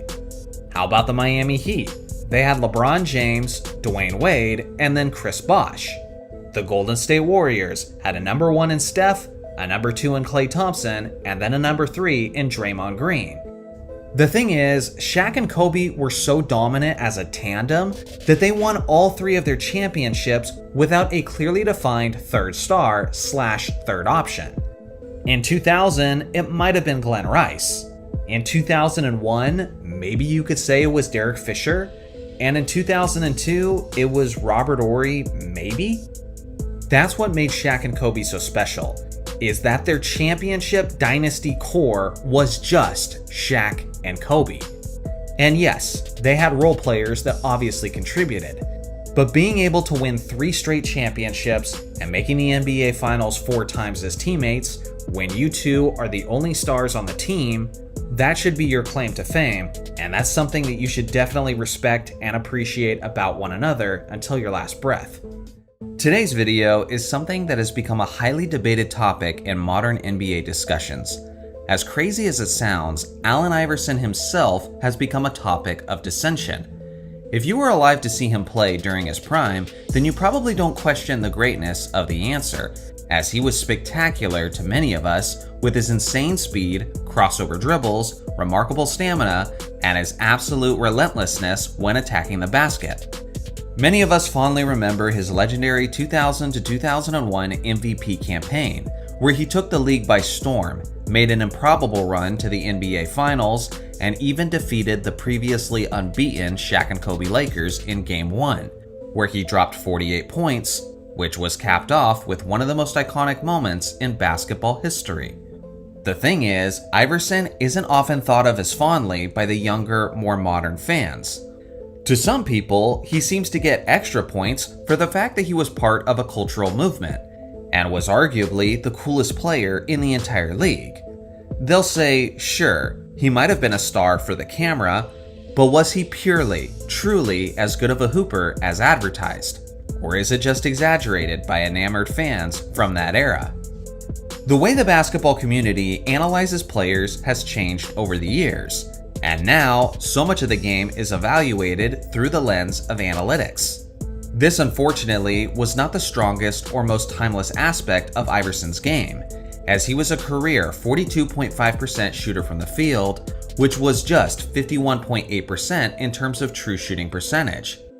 To many fans nowadays, efficiency is everything, and when Allen Iverson was named the league's MVP in 2001, he was shooting only 42% from the field that season. For some perspective, among MVP winning seasons, that is the second worst field goal percentage in NBA history, trailing only Bob Cousy in 1957, who shot 37.8% from the field. So already, some people will be critical of Iverson's MVP season, seeing that he was very clearly a volume scorer by the standards of most NBA seasons. But that part is critical. I said most NBA seasons. That's because in 2001, the NBA was in the middle of what's called the dead ball era, where the pace of play was much slower as the offensive rules were much stricter and defenses were permitted to do more things physically. This resulted in an era with lower scoring and lower field goal percentages league-wide. Over the last 3 seasons in the NBA, the league average has been 47.2% from the field, and that high percentage is even with the inflation of 3-point shots, as they're attempting 3 times the amount of threes they shot in 2001. And in Iverson's MVP season, the league was shooting an average of 44.3%, which is actually the 4th lowest of any season since the NBA merger. It wasn't just Iverson who experienced a very low field goal percentage that season, but many All-Star players did. For example, trailing Iverson as the league's second leading scorer was Jerry Stackhouse, who averaged nearly 30 points per game on only 40.2% shooting. Jason Kidd was 4th in the MVP voting, and he shot just 41.1%. Antoine Walker was a star player who finished 11th in the league in scoring, and he shot just 41.3%. As you can see, it's not incredibly uncommon for star players to shoot the same or even a worse field goal percentage than Allen Iverson did at that time. Also then consider that Iverson was the league's leader in field goal attempts per game, at a whopping 25.5, and it is analytically proven that players generally shoot the ball less efficiently as their attempts per game increases. Then you need to consider the load that Allen Iverson had to carry for his team offensively. Even with Iverson on the team, the 76ers finished that season in the bottom half of the league in terms of points per game. The answer contributed the highest percentage of his team's points of any player that season, and no one else was even close. Now, I'm not trying to spin Allen Iverson into some sort of model of efficiency, but when you consider the era, his volume, the load that he had to carry offensively, and the way the defenses focused on him specifically, well then it's no wonder that he was able to win the league MVP despite shooting just 42% from the field. And if people are trying to make the point that 2001 Allen Iverson was quote overrated due to his lower percentages and overstated impact, then that theoretically should have revealed itself when his team played without him. Well, that wasn't the case. Iverson's 76ers had a 56-26 record that season and made it all the way to the NBA Finals. But in the 12 games that Iverson didn't play that year, his team was only 6-6. And in those contests, they were only averaging 87.5 points per game, meaning that they were the worst offense in the entire league that season when Iverson did not play. So yeah, a number 1 seed and an NBA Finals appearance with Iverson, and a .500 record and the league's worst offense without Iverson. Try calling that overrated. Now let me make this clear. Allen Iverson did not carry this team all by himself, because one of the aspects of this squad that never gets enough credit is their defense. Starting the year at the center position was the 6'10 rim protector Theo Ratliff, who led the NBA in blocked shots that season at a monstrous 3.7. After just 50 games into that regular season, he was traded away for another all-time great rim protector in Dikembe Mutombo, who did go on to win the Defensive Player of the Year award that season. Their shooting guard, Aaron McKee, finished in the top 20 in defensive plus-minus. And yes, even Allen Iverson deserves some credit for this defense, as he may have not been the greatest on-ball defender, but he was great in the passing lanes and did lead the league in steals per game that season, averaging an impressive 2.5 per game. Make no mistake, they were a top 5 defense in 2001, and that was an accomplishment by committee. But in terms of their offense, there's no question that Iverson did a lot of carrying for this squad that season, and without him, their hopes of making the playoffs would have been bleak, let alone the NBA Finals and snapping the streak of one of the greatest undefeated juggernauts in playoff history. I truly believe that when anyone calls Allen Iverson overrated, it's just a perfect example of someone who places too much of their logic in surface level stats and box scores, rather than putting their trust in basketball's most important aspect for evaluation, the eye test. Today's video is something I don't really see much on YouTube, but I think it's going to be a really fun topic, and I'd really love to hear your guys' opinions in the comment section below. And let's all admit, it's a very subjective topic. So before I get into it, I first need to explain what I'm looking at. What are my factors for the 10 greatest shots in NBA history? Well, first off, there's the context and the gravity of the moment. Obviously, there are many incredible shots throughout the NBA regular season, but if something happened in the playoffs, or even the conference finals, or of course the NBA finals, then it's gonna mean more and be more likely to climb up the list as the stakes get higher and higher. Second off is how iconic the shot was. Third is how difficult the shot was. And fourth is how clutch the shot was. So what that means is it's not just about how big the game was or how far it was into the NBA postseason, but how much was it needed. A game-winning buzzer beater where your team was already up 3-0 is going to be way less significant than a Game 6 where you're facing elimination. Number 10, Steph Curry's game winner over OKC in the 2016 regular season. Now, leading off the list with a regular season contest might have some of you raising your eyebrows, but I will say this is my highest ranked regular season shot of all time. And part of that is in fact the gravity and context of the moment. The Warriors were late into their regular season. Golden State was in the process of having the greatest regular season in NBA history, and people have already been marveling at what Steph Curry was capable of. So then he tops it off by hitting this ridiculous three-point shot, which by the way, was his 12th three-point shot made in this game, as he capped it off with a 46-point performance. Number 9, Michael Jordan's quote, "the shot," in 1989 against the Cleveland Cavaliers. This was in the first round of the Eastern Conference playoffs, but with that being said, it was a decisive 5th game, so Jordan absolutely had to make this. But not only that, it was an extremely difficult shot, as Jordan was off balance and moving to his left, while Craig Elo actually did do a pretty good job of contesting it as much as he gets crapped on. Number 8, John Stockton sends the Utah Jazz to the NBA Finals in 1997. It's amazing that John Stockton got such a good look, considering that he was probably the second best three-point shooter on the team at that point. And in hindsight, we remember Charles Barkley, Hakeem Olajuwon, and Clyde Drexler as the old super team that failed.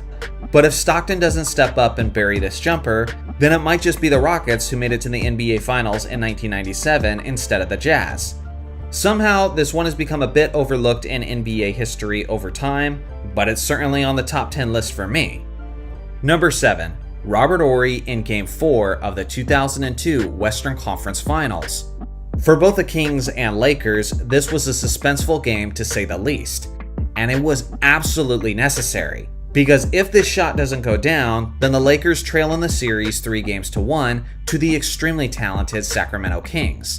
And just about everybody believed that if he had missed that shot, then that would have been a death sentence for Los Angeles.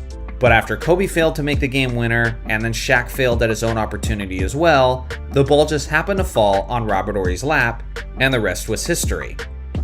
Number 6, Kyrie Irving's three-pointer in the 2016 NBA Finals. The 73-9 Warriors were well on their way to being recognized as the greatest team in NBA history.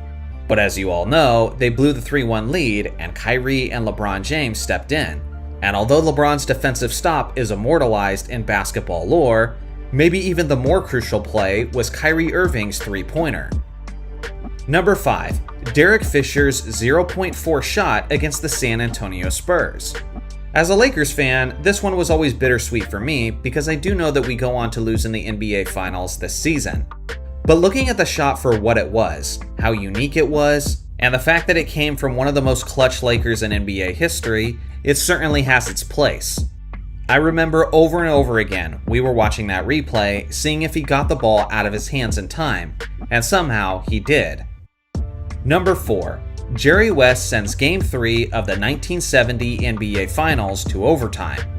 This one was absolutely crazy, as Dave DeBusschere, one of the great New York Knicks, just made what appeared to be the game-winning shot.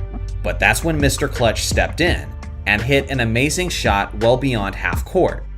Consider the fact that the three-point line did not yet exist in the NBA. And if it had, this would have been a game-winning three-point shot in Game 3 of the NBA Finals. Number 3. Michael Jordan in Game 6 of the 1998 NBA Finals.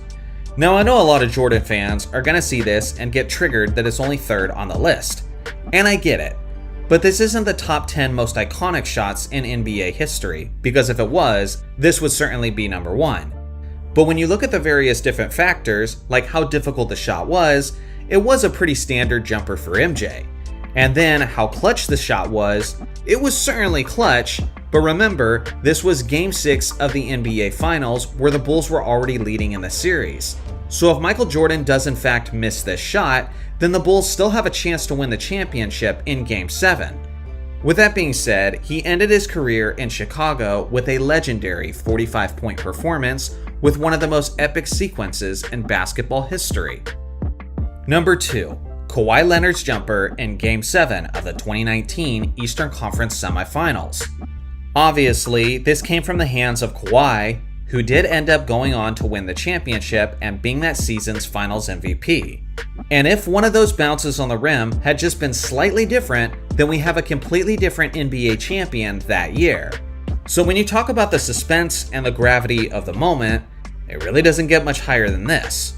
The only one thing it doesn't have going for it is that it didn't happen in the NBA Finals instead. But still, with how epic this shot was, with its degree of difficulty, with its suspense, and with it being in the last moments of a Game 7, it's certainly worthy of a top 2 spot. Here's my list of honorable mentions. Should any of these shots have made the top 10 instead? Let me know in the comments below. Number 1. Ray Allen in Game 6 of the 2013 NBA Finals. To me, this is the greatest shot in NBA history for a multitude of reasons. When it comes to my factors, it has literally everything. It was Game 6 of the NBA Finals, and if he misses this shot, San Antonio wins the championship right there on the spot. But because Ray Allen had practiced that shot so many times before and stepped up and buried it when it mattered the most, he enabled his team to go on to Game 7, where they eventually won the NBA championship. It is certainly iconic, and it was very, very difficult, because when you check the instant replay, he barely got his 2 feet behind the three-point line right before he shot it. And of course, it was absurdly clutch, because again, if he doesn't bury this incredibly difficult jumper, it's the end of their season right then and there. So that was my list of the top 10 greatest shots in NBA history, and I'm interested to hear your thoughts in the comment section below. Thanks for watching as always, make sure to like and subscribe for more basketball content, and I'll see you guys in the next video.